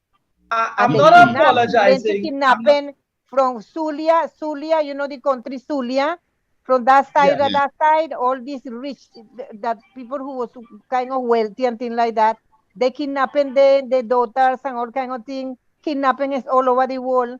It's all over the place they have kidnapping, but it's sad that in a small country like Trinidad, the own people, the own Venezuelan kidnapping Venezuelan. Or the own Venezuelan, they have Venezuelan men who are actually using women as a victim of human trafficking. But what I'm trying to say is that the Venezuelans who are coming here, wherever is refugee, wherever is bandit, wherever it is, they have to know somebody in Trinidad because how they speak English, how they meeting people, how they know somebody who has gun, how they know somebody who has drugs, how they know somebody who's selling weed, how they know to go in that house, and how they know that place to go. They have to have the ring here, so they can't come just so a criminal just walking here like a terrorist and just throw a bomb and blow the place. You understand? Everything has to be planned. The whole thing like human trafficking, that is a big operation. It's like from promoter, they have somebody who is promoting it, who's make the call. We have this girl, that girl, that girl, and they have somebody that has to come and select them. Oh, which one you like? You like this one? You like that one? You like the one? The one who is a virgin, that is very expensive. That one will be like about maybe $100,000 titina. And they will get the money and they will rape that child day and night because she's a virgin. And they I have see. Venezuelan involved in that too. That in the ring, police officers, immigration officers, not some of them are involved in it. It's a big operation. They have promoters who will promote them in Facebook and say, you're looking for a job? What job you looking for? And then a nice Venezuelan girl from the countryside, somebody will call her up and say, hey, you didn't see that in Facebook, boy? They offer a nice job in Trinidad in a big hotel to cook and thing, or we have something like like we have things to build because Venezuelan women they work in construction too, right? So they say, you could model too, and they offer 100 US girl, and they say, how is the person? And they contact through Facebook, and they will meet the person in some places, and then it's a Venezuelan Yeah, girl who will meet yeah. them, and then she will introduce him to Ms. another man from Gonzalez, Venezuela. So it go on. yeah.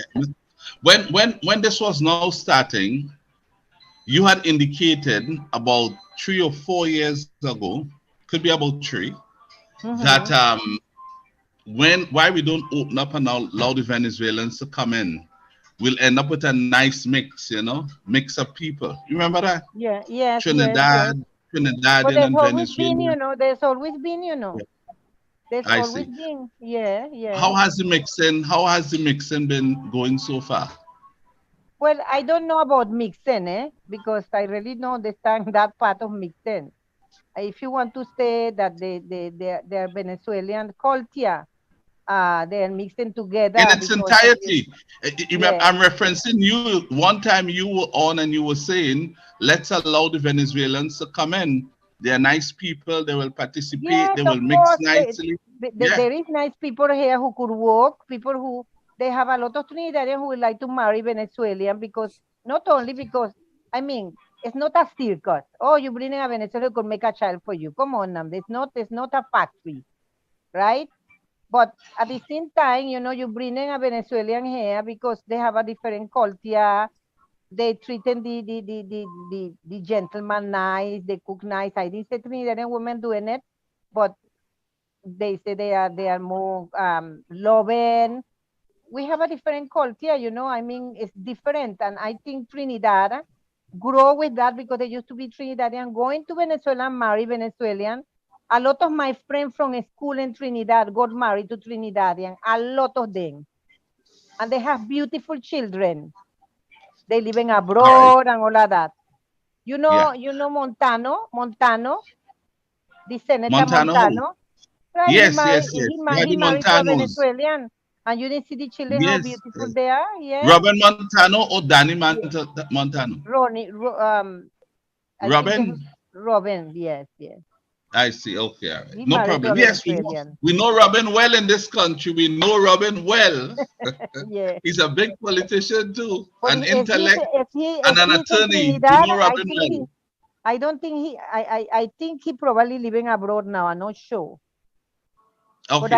I know his wife is a beautiful person, and she was very much involved in this thing with the Venezuelan helping them and all of that. She was a very good activist, very Tell us active in her something work. about the current. Yeah, tell us something about the current political situation in Venezuela now. The social slash political issues. Well, the same thing, and nothing had changed. Well, President Bush started recognizing the president there as the president. Sorry? President, hear me. Biden. The president Biden, not Bush. President Biden start recognizing your president as the president, and it appears as though things have begun to normalize. Any change politically? No, I don't feel it because of that is normalized. Venezuela is still facing a very bad crisis. People are still very, very suffering with no food. There is no electricity. There is no water. There is no medication. The hospital in a mess. There is nothing happening good in Venezuela. What you're seeing in Venezuela in Instagram is different little restaurant that has different area that people is use US, and in Venezuela everything is US. How the hell people get in US? How the poor people get in US and Venezuela if there is no US? So obviously people are suffering, right? In the sense of the Biden, President Biden is basically, well, President Biden trying to save the world, because if you don't get if you don't get that from Venezuela, and Venezuela, Maduro don't agree with Biden to sell the oil. You correct me, right? You understand? Yeah. That mean what is going to happen? What is going to happen on the world? The world will suffer, prices will go higher. So I think America trying to save the world in this sense and making that arrangement to get the oil, not to trying to change Venezuela because and maybe left some sanctions there in Venezuela to kind of ease up the pressure for the people so people will get food, the price will not continue going up. Could you imagine if that don't happen? Where are they getting oil? Even though I America understand. have more oil, where are they getting oil? How are we going to Yeah. survive? How people will get to Right. eat? Everybody Yeah. will suffer on the world, Final. you know. Yeah. Final Yeah. question for me that I think Uh-huh. Trinidadians would want to Yeah. understand some more. You're perhaps the best person to tell us. Tell Yes. us, from your understanding, what is the main cause of the problem in Venezuela that has caused so many to come to Trinidad and go to Colombia and so on? It's a crisis in Venezuela. It's a humanitarian crisis in Venezuela. It's a country where it's very dangerous. People losing their life every day. There is a lot of killing in Venezuela. There is hunger in Venezuela. There is no medication in Venezuela. There is no electricity in Venezuela. The crisis continues, and we have a dictator there that dictating everything, and they are not fair, right? There is no law, rules, and regulation in Venezuela. The law, let me tell you, the Mm-hmm. Constitution is the biggest law in the whole universe, right? The Constitution. Yeah. Yeah. Even though in Trinidad, the immigration field, they are the law. The immigration are not the law. It's the Constitution. It's the first law, Yes. right? In Venezuela, they don't respect the Constitution. They're doing what they want, right? They're doing what they want. It's horrible living in Venezuela. I didn't say that I could take a little trip in Venezuela and go Margarita and stay in a hotel, but I'm telling you, when I come out to the hotel, I'm watching my back because I don't know who's going to kidnap me, who's going to rob me. But I started to feel so in Trinidad, because here is getting very unsafe, unfortunately. But you know, I mean, we have good people in Trinidad, and I still feel in some way when I go certain places, I feel safe because I know people looking after me. I looking after people, and a small community that we're watching after each other. Even though you will see that crime, people Yes. invading the house and all kind of thing, criminals and all of that, and it will get worse. And then the next thing they say, well, you know, Trinidad get bad because of Venezuela. When the last time you saw Venezuela, they holding with plenty gun.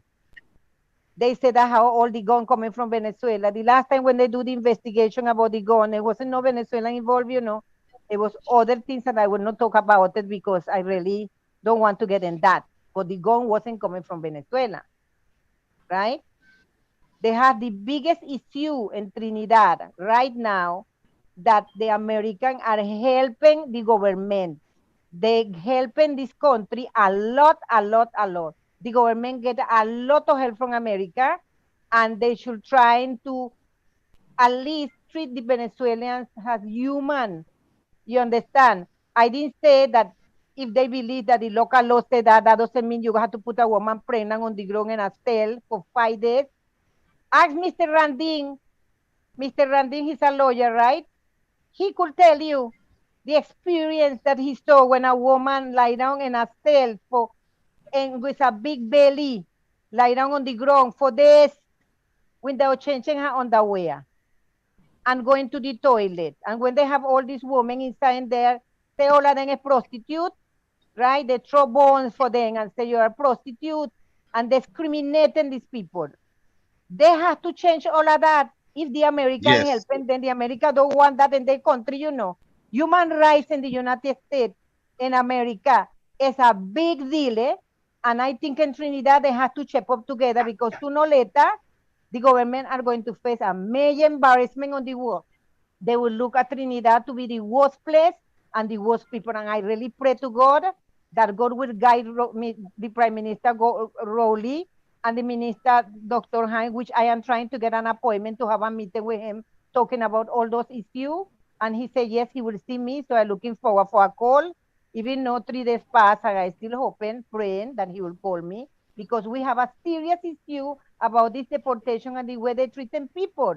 So if America, people want to run to America and they want to stay in America, it's because they would not treat people. I mean, you see cases like they separating the family and all that. That is a big issue in Trinidad. They want to send a Trinidadian have a baby with a Venezuelan girl, and they want to send the mother to Venezuela.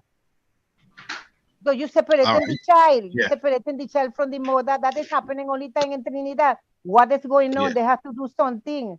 I only ask the government for compassion, you know, only compassion, and not fighting with the government. Yeah.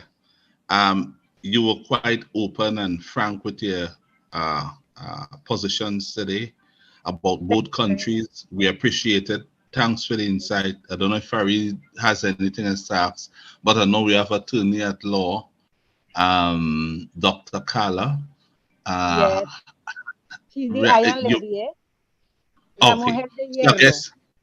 So we want to invite her into the conversation. I don't know if this is where you end or if you will be staying on with her.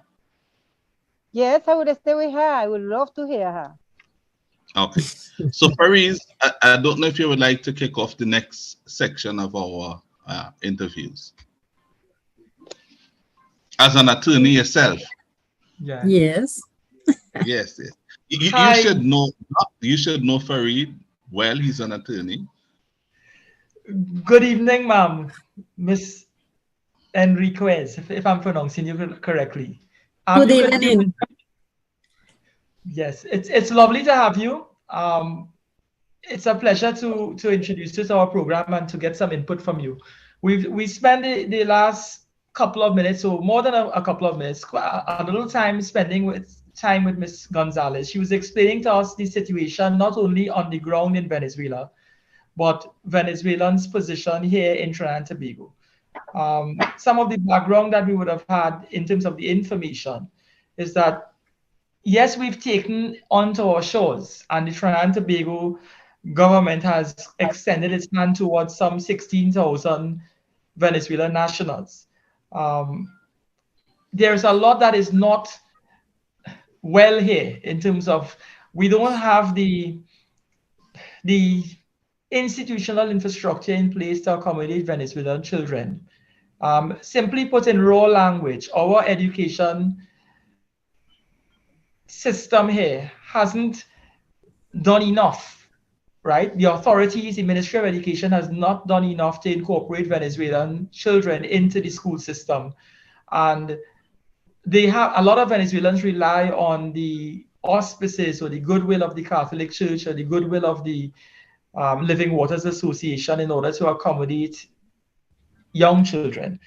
In your experience, clearly from what Ms. Gonzales is extending to us, in terms of education and in terms of the provision of employment in a structured way to Venezuelan nationals, we are speaking here, we're purely speaking from the perspective of those who are registered Venezuelans. We haven't begun to address the issue of the unregistered ones or undocumented ones. What are some of the experiences you've had in terms of dealing with situations of this nature? Do you think, and before you get into that, do you think our government is doing enough to ensure that they stay here? And when I say they stay, the Venezuelan nationals' input is being accommodated? Let me tell you something. First, in my experience, no is a good or great experience in Trinidad and Tobago about that. Because first, I know my right. I know the right somebody else. I understand, have a rule, have a law in Trinidad and Tobago, but exactly, have a law in Trinidad and Tobago no respect his law. The law not respect, because the Constitution in the preamble, the first part that the Constitution Trinidad and Tobago say, respect for human rights is a first. And the few articles, the first article, the 1 to 11 or 12, Yeah. You read that and then say what it's talking about. And Trinidad and Tobago signed the Convention for Children. For what you put too hard anything? If you have all in there, Right. and you have access to the Constitution because it's your Constitution. Right.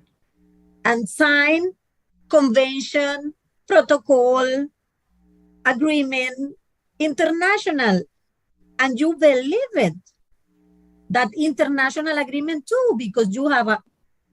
All right. I So no we'll longer say understand what say example. 1 second though. Okay. Farid Hmm? and Ms. Enriquez. Doctor. Yeah. Enriquez. I just said doctor. What we're going to do, I would try to do, because this is a topic that impacts the lives of people in Trinidad in some way or another, and the Venezuelans who are here.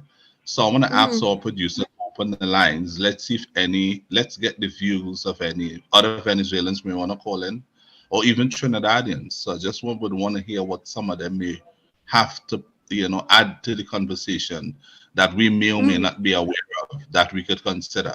So I just wanted to say so the producer could open the line. Sorry about that, Farid. You could continue. I apologize, doctor. Yeah. No, don't worry. No. Example. You say talking about that the government no extending the ID card for the government.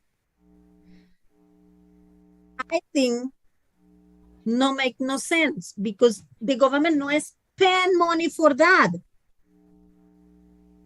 Then receive money for the immigration Venezuelan. And this is public, information public. But the no extending, need fixing another way. Because the deportation massive is international is no permit that. You understand? Yeah. And have a lot of people that register is asylum seeker or is a refugee people. Have refugee status. If they have refugee status and can come back home because it's dangerous for them, because the life is dangerous for their life, what the government do? If then sign agreement. All right. So if I understand you, Kelly, what you're saying is that we are signatories to certain international arrangements, Trinidad and Tobago, when I say we, and we are not fulfilling obligations that come under that. So, in other words, though we are signatories, we are failing to honor our obligations to our Venezuelan neighbors. And these laws that are being enforced against them in terms of deporting them, the very act of deportation have a principio. I don't know, like in English, principio, but it's fundamentality, no refoulement or no devolution. Them. That is a first, because it's dangerous for your life, for their life. Right. So when we deport the refugee, when they go back to their home country, because they were refugees in another country and they return as refugees, need resettlement or need fixing solution. I think so have a many solution. If no is possibility, integration, resettlement them in another country. What, point us to some direct areas. Tell us what they're not doing, meaning that in your understanding where the government has fallen short, and where, point us in that direction and what can be done in terms of the solutions that you think can be put in place. I think so have many people can integration because have a family. You know what is the problem for what is the reason have many people, a lot of people come into Trinidad because it's close the border. Right. Secondly, is because have a many family, because before the immigration Trinidadian to Venezuelan is a lot of people, and then grown, doing family, anything like that, and another family come back again to Trinidad and have a family in Venezuela, and it's close. How you doing? If your grandpa, your grandma go when was a crisis in Trinidad, go to Venezuela, went to Venezuela, and then make family in there. Right. And now have a crisis in Venezuela, and this family return to Trinidad. Because if I don't know if you know, but have a lot of people that the name and last name say, what? Smith. For Yeah. what? Is McLean. Oh, is whatever name that is familiarity is Cumberbatch. Cumberbatch in Venezuela. Cumberbatch in Venezuela. The Venezuelan last name is normal, is currently named is Gonzales, Perez. But not this name in English. You understand? Yeah. It's because have a and then don't have a paper. And same person that have a family in Trinidad then expel because no es deportation. Oh, let me explain something. For you talking about deportation process is because then went to the court and the court say, hey, yes, you can register with UNHCR because you are migrant, economical migrant. Right. If not have a court that say that, immigration can do that. Immigration can do that because before it's a constitution. And the constitution say respect for human rights and the asylum is a right. So in other words, if I understand you clearly, they're creating a distinction between economic immigrants and asylum seekers. And they're establishing that if you're an economic immigrant, you ought to be treated differently from asylum seekers. It's different. It's different. Economic migrant is one way. Asylum seeker or refugee people is another way.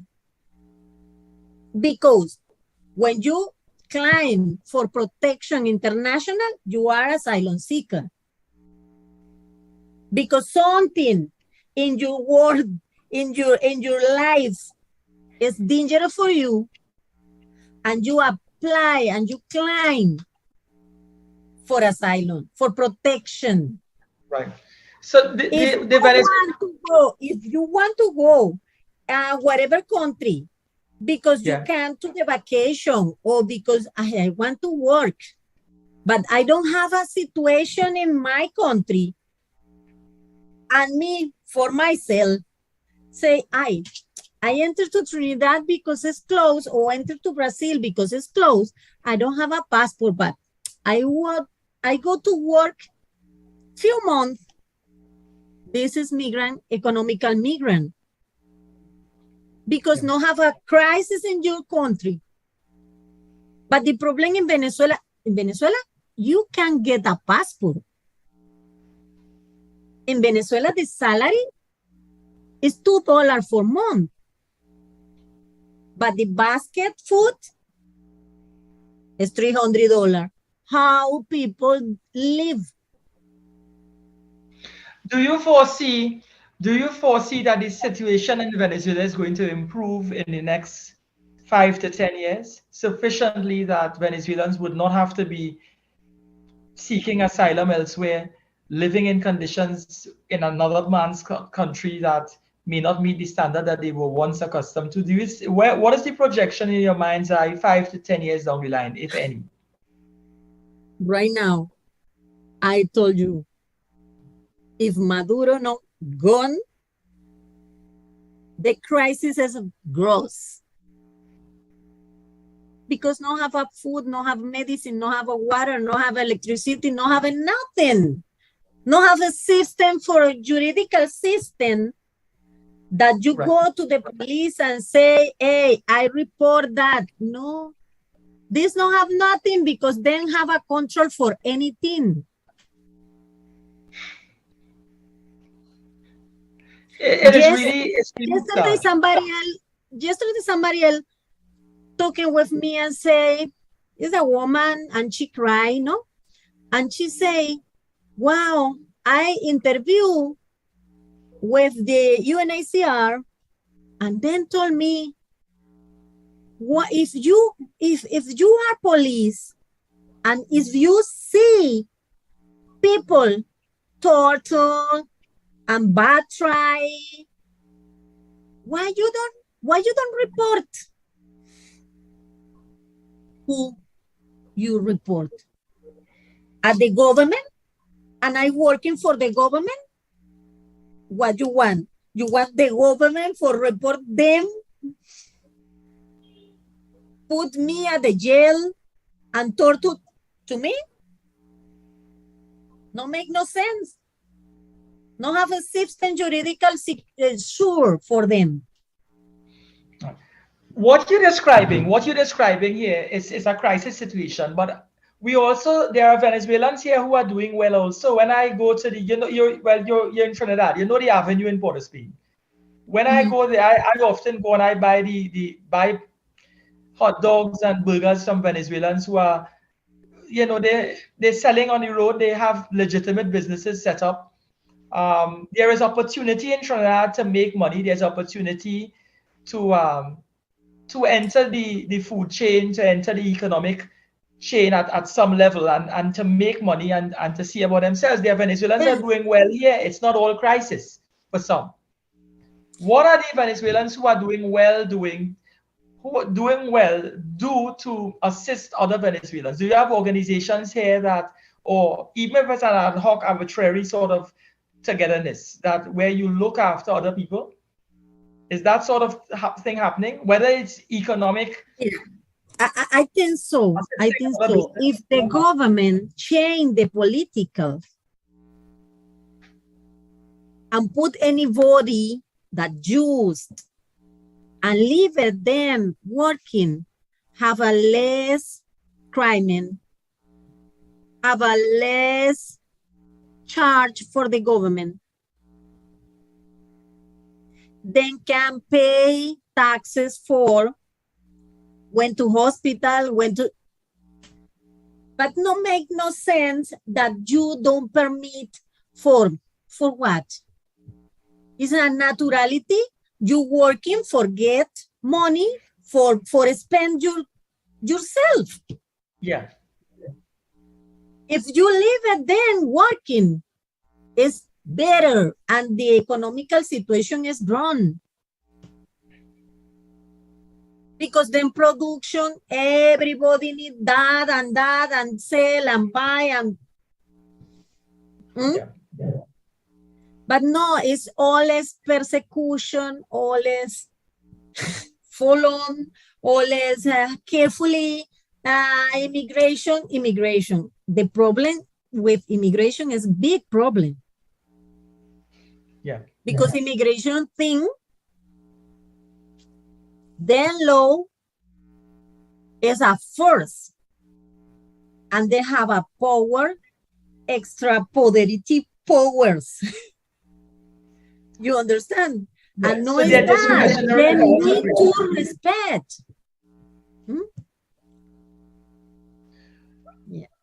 But if you follow the direction of what I'm saying, when you meet Venezuelan nationals who are entering the economic chain, they're making money. And I was using the hot dog vendors and the burger vendors as an example. Couldn't other Venezuelans, what is hindering them from getting into that market? Because we have a huge food market in this country where people sell food. You have the gyro people, the doubles people. Venezuelans are now into burgers and hot dogs. Not far from where I am, they sell the empanadas. So what I'm saying is there's a market to get in to make money. You say something regulation for that. There's no regulation. These people that sell on the road, they simply yes, I know, but I tell you, I asking you, you say something regulation for that because this is better. Because if then have a regulation and create the law for that one, then they pay taxes and everything is organized. You understand? I agree. I'm agreeing with you. I'm agreeing that if it is there are regulations in place in order to facilitate legitimate businesses, then these legitimate businesses now will pay taxes and the taxes will be remitted to the state. And there will be supervision, the healthy and everything that is better. But then... Yes. So one of your suggestions is to create regulations that allow for legitimate businesses to be established and to be opened up. There's a need for that. Exactly. Right. So I was merely suggesting before that there is also the little cottage industries that may not require that amount of regulation. But I accept your point with regard to if it is we can do it in another way in terms of establishing regulations and being able to establish businesses and pay taxes. Is part that solution for integration, maybe? I agree. So regulations is one aspect of it. A lot of criminality that is taking place, it's being overemphasized. I mean, we're not, wherever there are human beings, there's an opportunity for I have something for talking about that. If you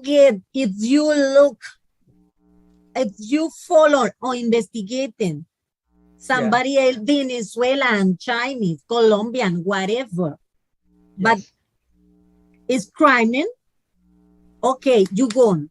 But not, it's something different that right now doing immigration and police, Trinidad and Tobago, that enter no order, no nothing, no process for investigated and enter to the resident Venezuelan people because then one take everything, stole something and put at the jail and doing process, no have a translator, truck translator, no have a lawyer, then doing the process, irregular process and expel and no go to court. Hiding, put in Chagarama Selipor, example, with children and anything that, and this is a crime too. Right. And then need example. Nick Chu is an example for anybody, for people respect to the police, respect to the functionary, but if they not respect anybody, how you do?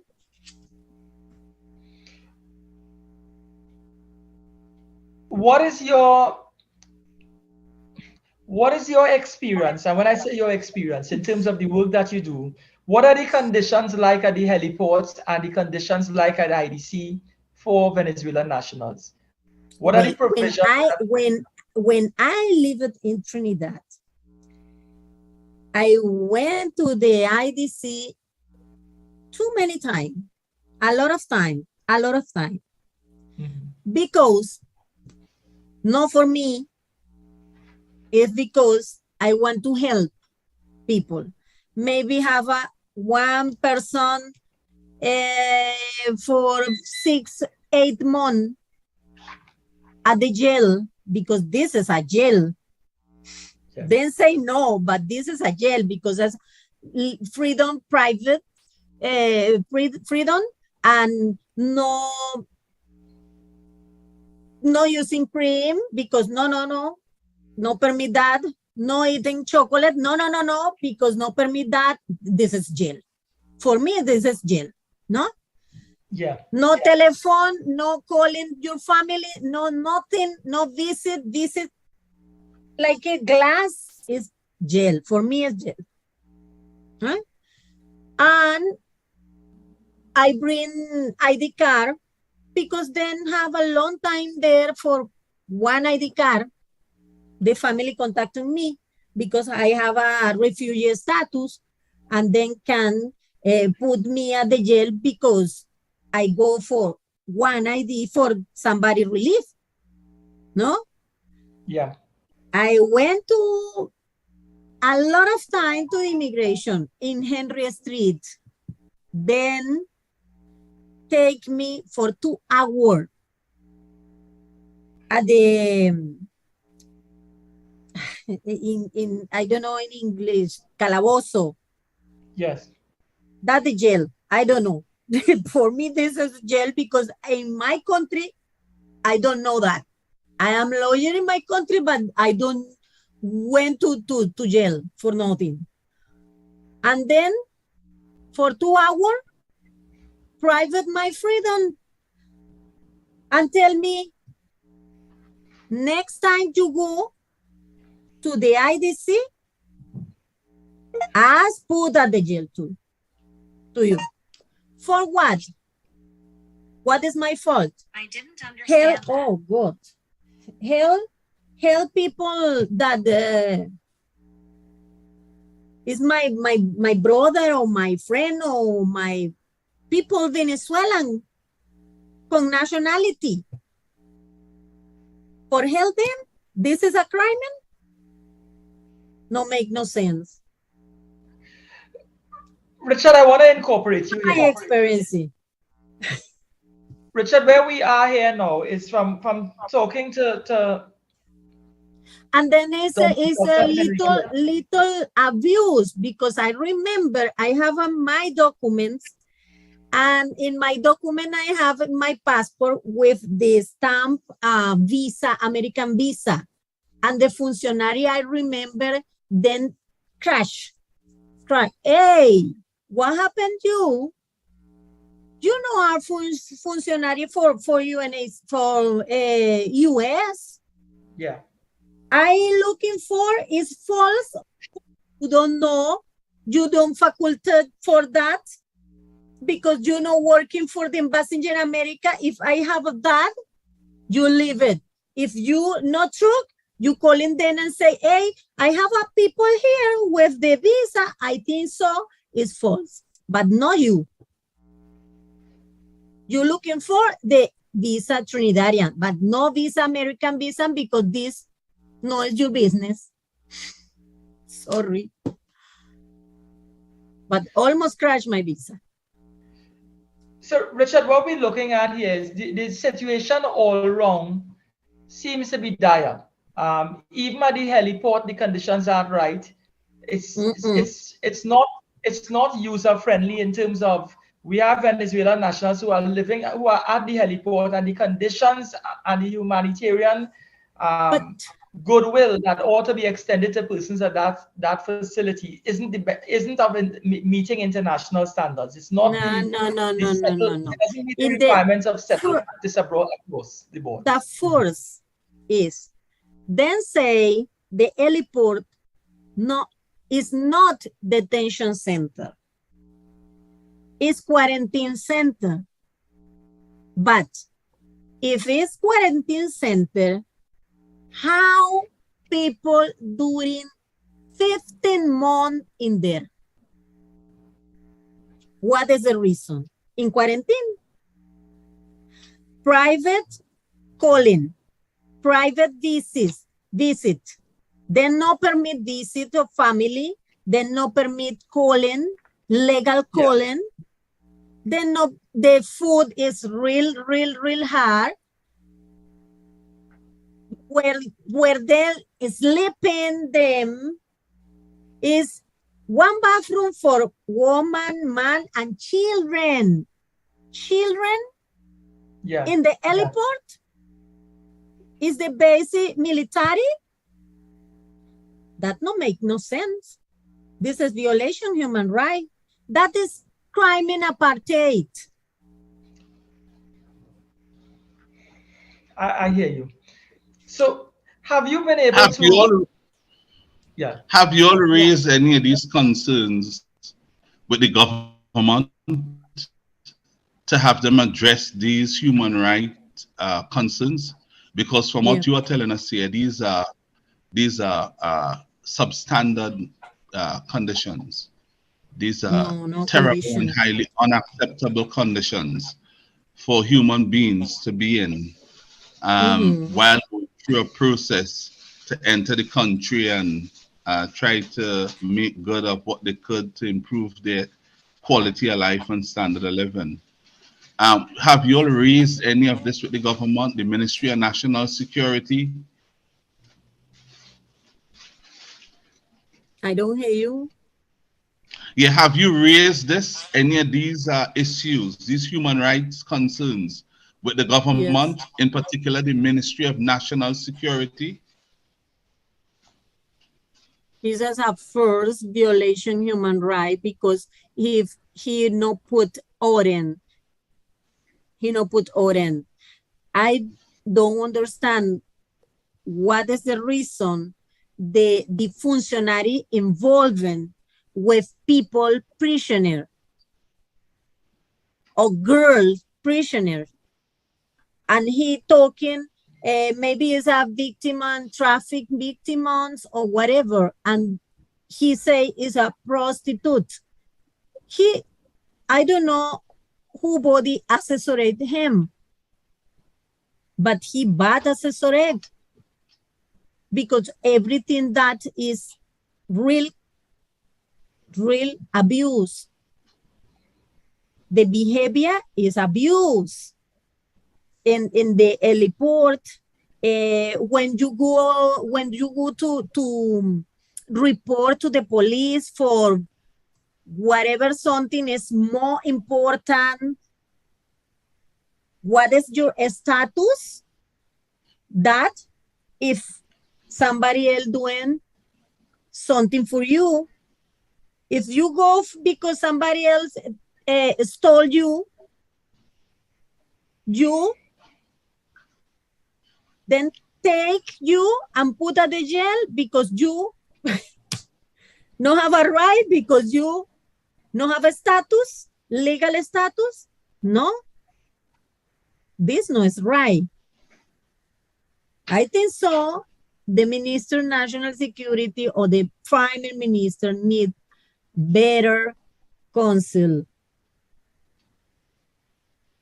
I see. If one of those matters down there has to be addressed, which is the one you would want to have addressed in the shortest possible time? Which is the most discomforting of all the human rights violation? Well, I have a few cases for claim in international and the commission human rights, because have a plenty something with the traffic woman, with the how them try the children, because separate family, separate example. I think so. I don't make no sense. If you get a marriage with a Venezuelan woman and in Trinidad, you born baby, and the baby is Trinidadian, but for his mother is a Venezuelan. And you say, no, she go back to Venezuela because she is a Venezuelan. But you are Trinidadian. What is your right?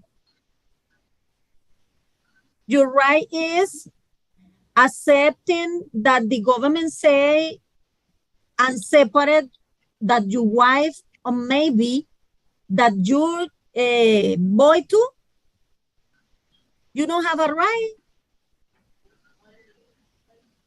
Because the first mandatory is the family is a better important. It's first and together.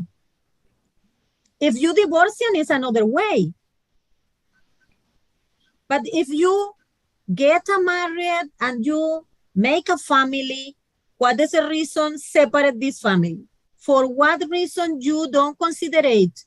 Example, another way better for my citizen, if I am Trinidadian, my citizen, and population. What is the reason no legislation in favor that family or something like that? I see. Farid. But the thing with it is, from what you're describing, Ms. Henriquez, is there are so many problems and so many issues and so much lack of structure that in order for us in Trinidad and Tobago to make things better, there needs to be almost like an infrastructural change. It's not just one issue or two issues. There are many issues, and we haven't carefully thought this thing out. Too many excuses for nothing, for something easy that you go to parliament and tell, hey, I need legislation about that. That is concern. That's good. The change is good. Everybody change, everybody evolution, every country evolution. What happened? This country have a law so old. Yeah. That the human being evolution at the time.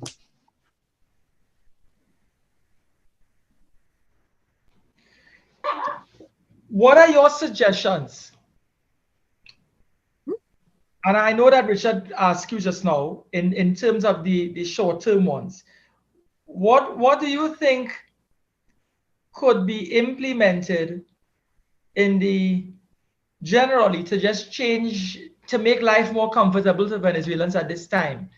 Whether it be issues of food and the availability of food, the conditions at the heliport, we gather that it has to change, but the heliport wasn't a facility to cater for persons who are being held to deal with the issues that they're dealing with now. In other words, the heliport, as you say, was basically a quarantine facility. And it's being what used is for the more reason? What is the reason not bring them or in supervision? If then leave it Venezuela for that situation and for protection international, then don't go back to Venezuela. What no make no sense, put 14, 15 months, people at the jail, suffered, spend money for the government. Yeah. And bad treatment for them. Very, very gross situation with the official, because I know because I have the statement in my hand. You understand that what happened inside, that I can't talking about that exactly what is what, because it's a process, but no make no sense that in 15 months, authority children no pronunciation. and now then bring the case for authority children? No, make no sense.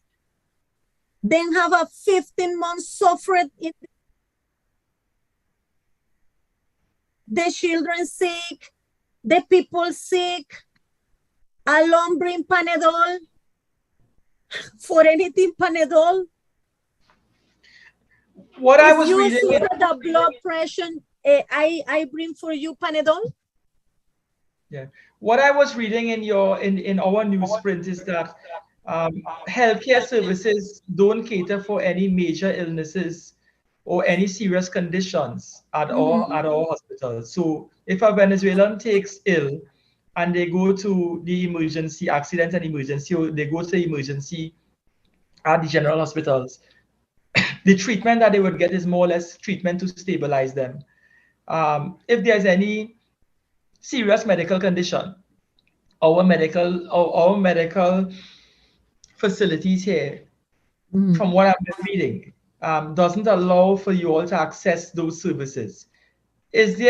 What comment can you make on that? Is there, how much truth is there to that scenario? Is that true? And then don't attend in Venezuelan people say, oh, you Venezuelan, return. No, I can't. I have order for the minister. When you go, if you are a doctor, you promise something. You promise save a life. Yeah. And what happened in there? You understand? And the minister is a real wrong, because I don't believe it.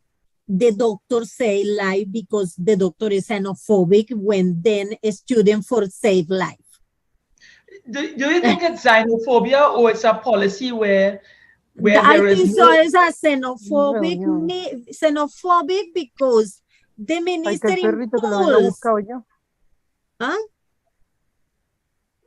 the minister impulse xenophobic. All right. Propitiation the xenophobic, but the police is too, because the police is created for the minister. Yeah. Que lo venga a buscar antes de que yo lo regale a otro. Yesenia. I think she didn't realize that she's touching the. I don't know if Dr. Karla could ask her to mute her mic. I think she's muted now. Yeah. Yeah, So she could mute. What you're saying is there's xenophobia even at that level at the hospital, where because it's Venezuelans, they are being turned away. What sort of health issues are they being turned away from? Is it just basic medical care, or they are turned away in relation to they needing more serious? Then attending when it's emergency that people have a blood and this kind of emergency. But example, if you go for emergency because you have a blood pressure, then say no, this not is emergency. And that applies even to persons who are registered, or that you're. Something people register, then attending. But the asylum seeker or refugee people, then not attending. Right. Have you spoken to Living Waters in relation to their registration numbers and asking them what they can do as an interest group or as an interested party in representing the interests of Venezuelan people generally? They're not representing anybody. I'm sorry about that for my honestly, but I send the message for refugee people and calling, and then automatically respond and say, follow this form and and this no make no sense. So it's like UNHCR. You call in and automatically respond, and say you fall on that and writing for that and So even if you're emergency, registered, when you have an emergency, you choice for the emergency. You say no, my emergency. I have a emergency Monday to Friday, 8 to 4, no 5 o'clock. No, emergency is whatever day. Right. And then no answer, emergency. So And people I'm not listen. knocking. I'm not trying to knock living waters in any way. What you're saying is living waters, their structure seems to be a problem also in terms of they're available to you all between certain times. And the availability is limited to that time frame and not after hours. That is one of the issues. If it is you're registered with living waters and you go to the hospital, you're not one of those documented persons that the 16,000 people that the state accommodates. If you're registered with living waters and you turn up at the hospital and you have an emergency there to be treated at the hospital, are you being turned away, or they treat registration with living waters as a recognized body? No, living waters don't do that. Don't do that. You go to living waters before, when I living in there, when I was living, and after now, because have many people calling me and tell me, Dr. Karla, I need that and I can't do that. I call in living water, I call in UNHCR and nobody answer and say, sorry, you need to go to the private hospital and not have money for private hospital, for emergency. Emergency, how much is that? It's expensive.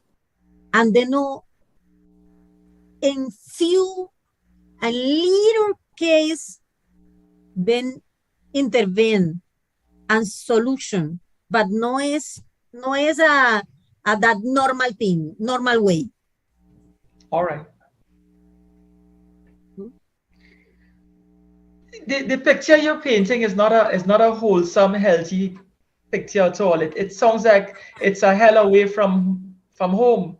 It's you left one problem and you've supplanted, you've placed yourself in another country where it's even worse. Well, I can't say it's worse. Let me correct myself. It's not what it ought to be. What? The young Venezuelan persons that come here, there's also an integration issue. Do you find, in your experience, do you find Trinidadian, our population as a whole, how embracing are the Trinidadians in terms of what is the Venezuelan experience with our nationals?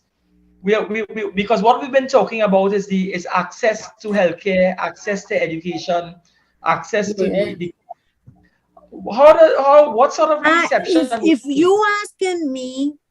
you asking me what need for integration, for need disposition, because anything have to at the law. You have anything in your constitution and then sign the convention for the children. Yeah. You don't need nothing more. If you need the local law, if you have this position, you try working with that tool you have, continue creating new law, local law. But then no one. Because, well, at the public school, no, because have plenty people, plenty children, and no have more. Okay.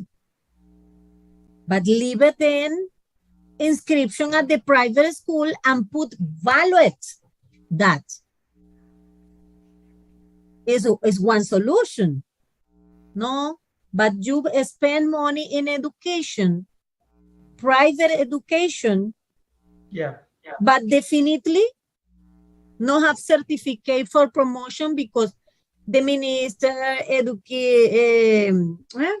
education minister no put value because the authority for prime minister or minister of national security say no and immigration say no. No make no sense. Right.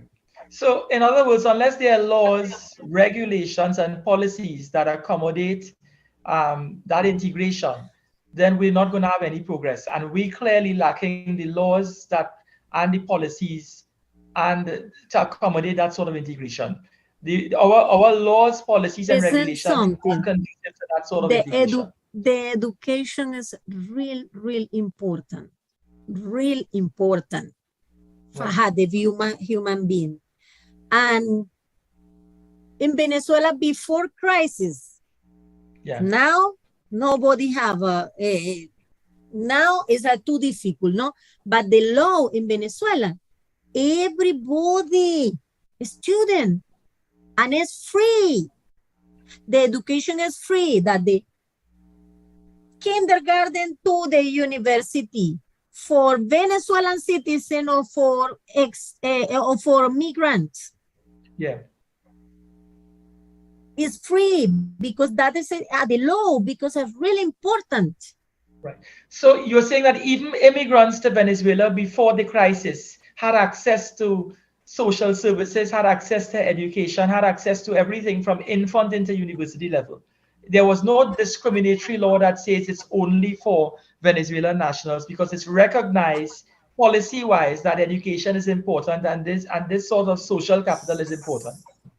Mm-hmm. So we in Trinidad and Tobago, we are aware, although we're signatories to these conventions, we don't have the institutional machinery in place in order to properly integrate Venezuelans or anyone for that matter, any other foreign national, because our law is not accommodating it. It's from what you're describing, it's very enlightening.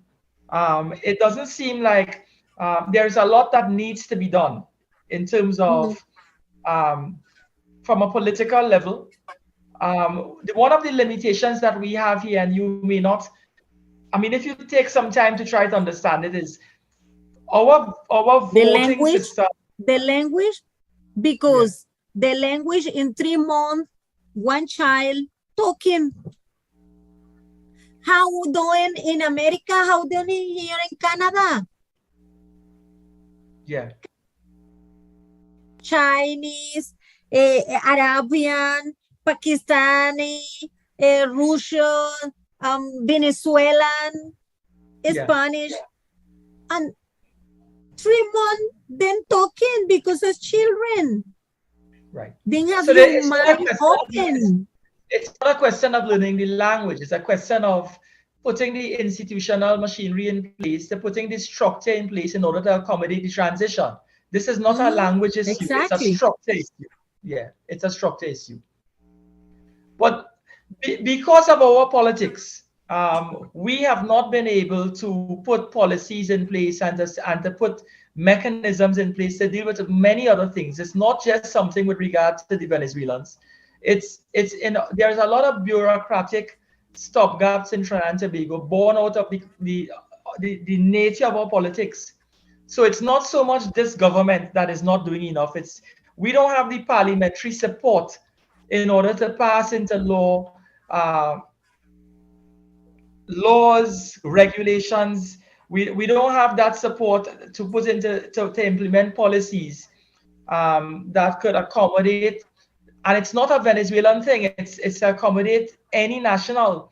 What this Venezuelan situation has done, and the crisis associated with Venezuelan nationals who have been transplanted here for reasons that are out of their control, is that they've brought to our knowledge and our sensitivity things that we took for granted.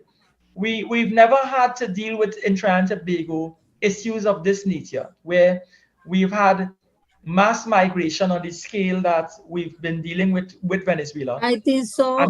More migrants come in because the crisis no is finished.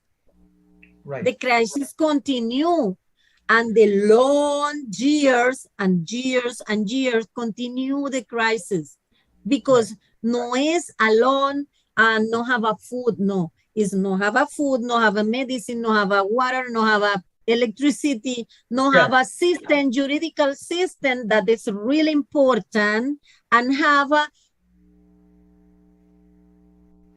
like it then calling collective. I don't know if you don't know what is mean that. This is a group with arm, but arm for the government. Yeah. Huh?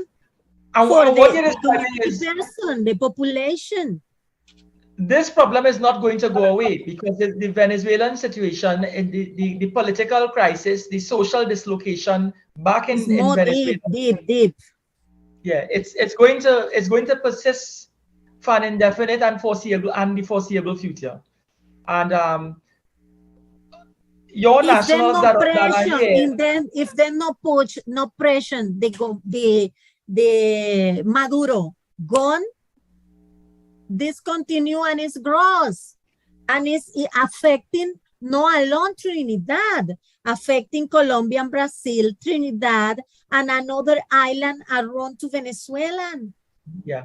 Because no es alone Trinidad. In Colombia have a plenty Venezuelan people. Okay, Colombia is a little more, well, little no, but plenty more big, no, than Trinidad, but the problem is more big. Right. So let me ask this. I listened to Yesenia Gonzales, and she identified the core problems faced in Venezuela. And it seems as though it stemmed from a political root based on the president. He no is a president. He is a usurper. So tell us about then, I think it's Juan Guaido. You recognize him as president? You think for me, Guaido I think so. Venezuela, listen, for me, I think so. Venezuela don't have a president because the president, Maduro, no is a president because people don't want Maduro, and he is still there for he won the power. And for me, no is President Guaido because no representation anybody, because he interested in another something, and people suffer inside. And then insisting in negotiating. Negotiating what? If you con with criminal, you don't negotiate nothing. And this person in the power is criminal person, narco traffic, robbery, corruption. All have this government. All. You negotiating with one criminal? No make no sense. You need to go. All right, so you're saying Guaido himself negotiate with criminals? Negotiating with Maduro, go to election with have a dictator, have a communism at the country, no election freedom, all expression, and then manipulating everything, electoral minister, public power, executive, poder moral, all the 5 power, then control. What election? Why you go to the election if you know you no win, nobody win, because then have a control for that. I see. So you're saying the whole he is system a dictator. He is a dictator. He no is a normal president that you go to vote and then go. No, he's a dictator. What so you don't see, as Farid asked earlier on, no solution for Venezuela is foreseeable in the near future? None. He need to go. Well, people don't walk away from power that easily. What do you think the You, people you should do- do? imagine something. Imagine What something. do you Have think 25 million persons in Venezuela. 25 million persons in Venezuela is the population. How many people leave it to Venezuela because don't want Maduro? Yeah, plenty, because they're going all over the world. Yeah. So why the people are running away? Why they don't stay and unite and get rid of the government? Or something like you mute yourself? I'm not hearing her. I didn't hear anything. Something wrong with your mic. No, she's muted. Richard, she's muted. She needs that. All right, unmute your mic. Unmute your mic. You touch right. You're with us again. You can speak. Miss Henriquez. You're here with us. We're listening. I'm not hearing her no for real. She's unmuted, Neither I but I'm am. not. Neither am I. But for the 702.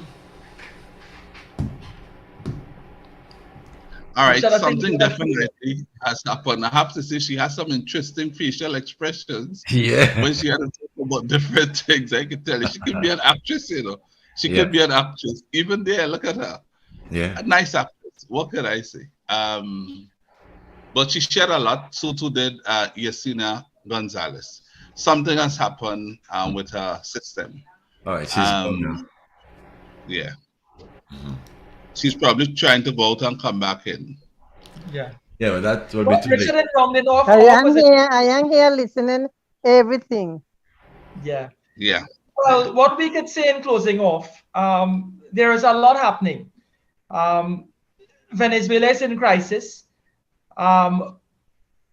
We in Trinidad and Tobago can't escape having to treat with this issue of the Venezuelan nationals that are in Trinidad. They're not going to return home in any mass sum because it's worse out in Venezuela. So we need to introduce legislation and policies and regulations in order to treat with those who are here. And we don't have that in place, whether it be the health sector, the education sector, or even incorporating them by way of integration. So there's a lot to be done. From what we understand, Living Waters is not the most viable option in terms of representing interests at that level. They're doing some work on the ground, but there's more to be done. I think we're in crisis mode even here, if it is what you're describing is what it is, Ms. Gonzales. And we've had a good program today in order to highlight some of the issues. We'd have to invite you again, and we'd have to look into what we can do or how we could sensitize our politicians to understand that this problem is not going away. We've invited people here, and if we've invited them and document them, meaning the 16,000 plus, you're saying 26,000, then we need to do something in order to, because after we've documented them, it seems that we've abandoned them. In a lot of ways, Well, we've abandoned them. I think we were told 16,000, but I think Yesenia Gonzales knows 26,000. So I will go at what she knows compared to what we were told.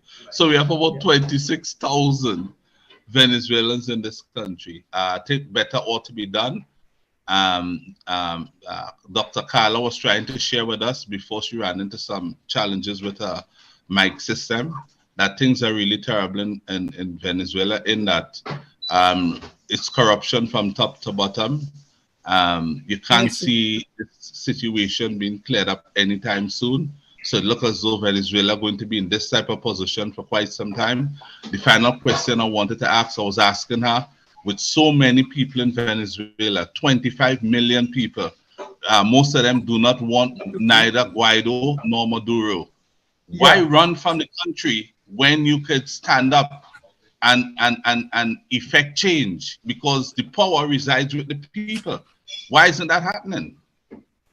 No food, no power, no electricity, no water, poor living standards, nothing in place to look after the needs of the people. If there was proper healthcare, proper education, proper access to healthcare and education, from what they're saying, then people could remain there and try to change the system. But they're running because there are needs, social and basic needs, that are not being looked after by selfish governments. Yeah, but what about the people, the leaders? let me say something about the dictatorship in Venezuela. One of the reasons why, right, you will not have this amount of protest in Venezuela to trying to overthrow Maduro, and having also Guaido to be our president that represent the Asamblea, right, and talk for the people and trying to get this Maduro out of power, because Maduro is under investigation. So remember, there was official who went to Venezuela and signed to make Maduro, to make the investigation about Maduro and all Delcy, those illegal activity, right? Delcy, Huh? Delcy Rodriguez. Yes. So Mhm. that is one of the reasons why we are waiting for that time to come. Whatever is tomorrow, next week, justice will be done. Maduro will go in jail. Mhm. I'm happy that both of you all I were able pray to. for that. Because listen to me carefully something. People protest in Venezuela that 2030 to 2017, 2018, every single day protest, every single day people dead. And what happened? The professional people, first persons, gone, leave the country.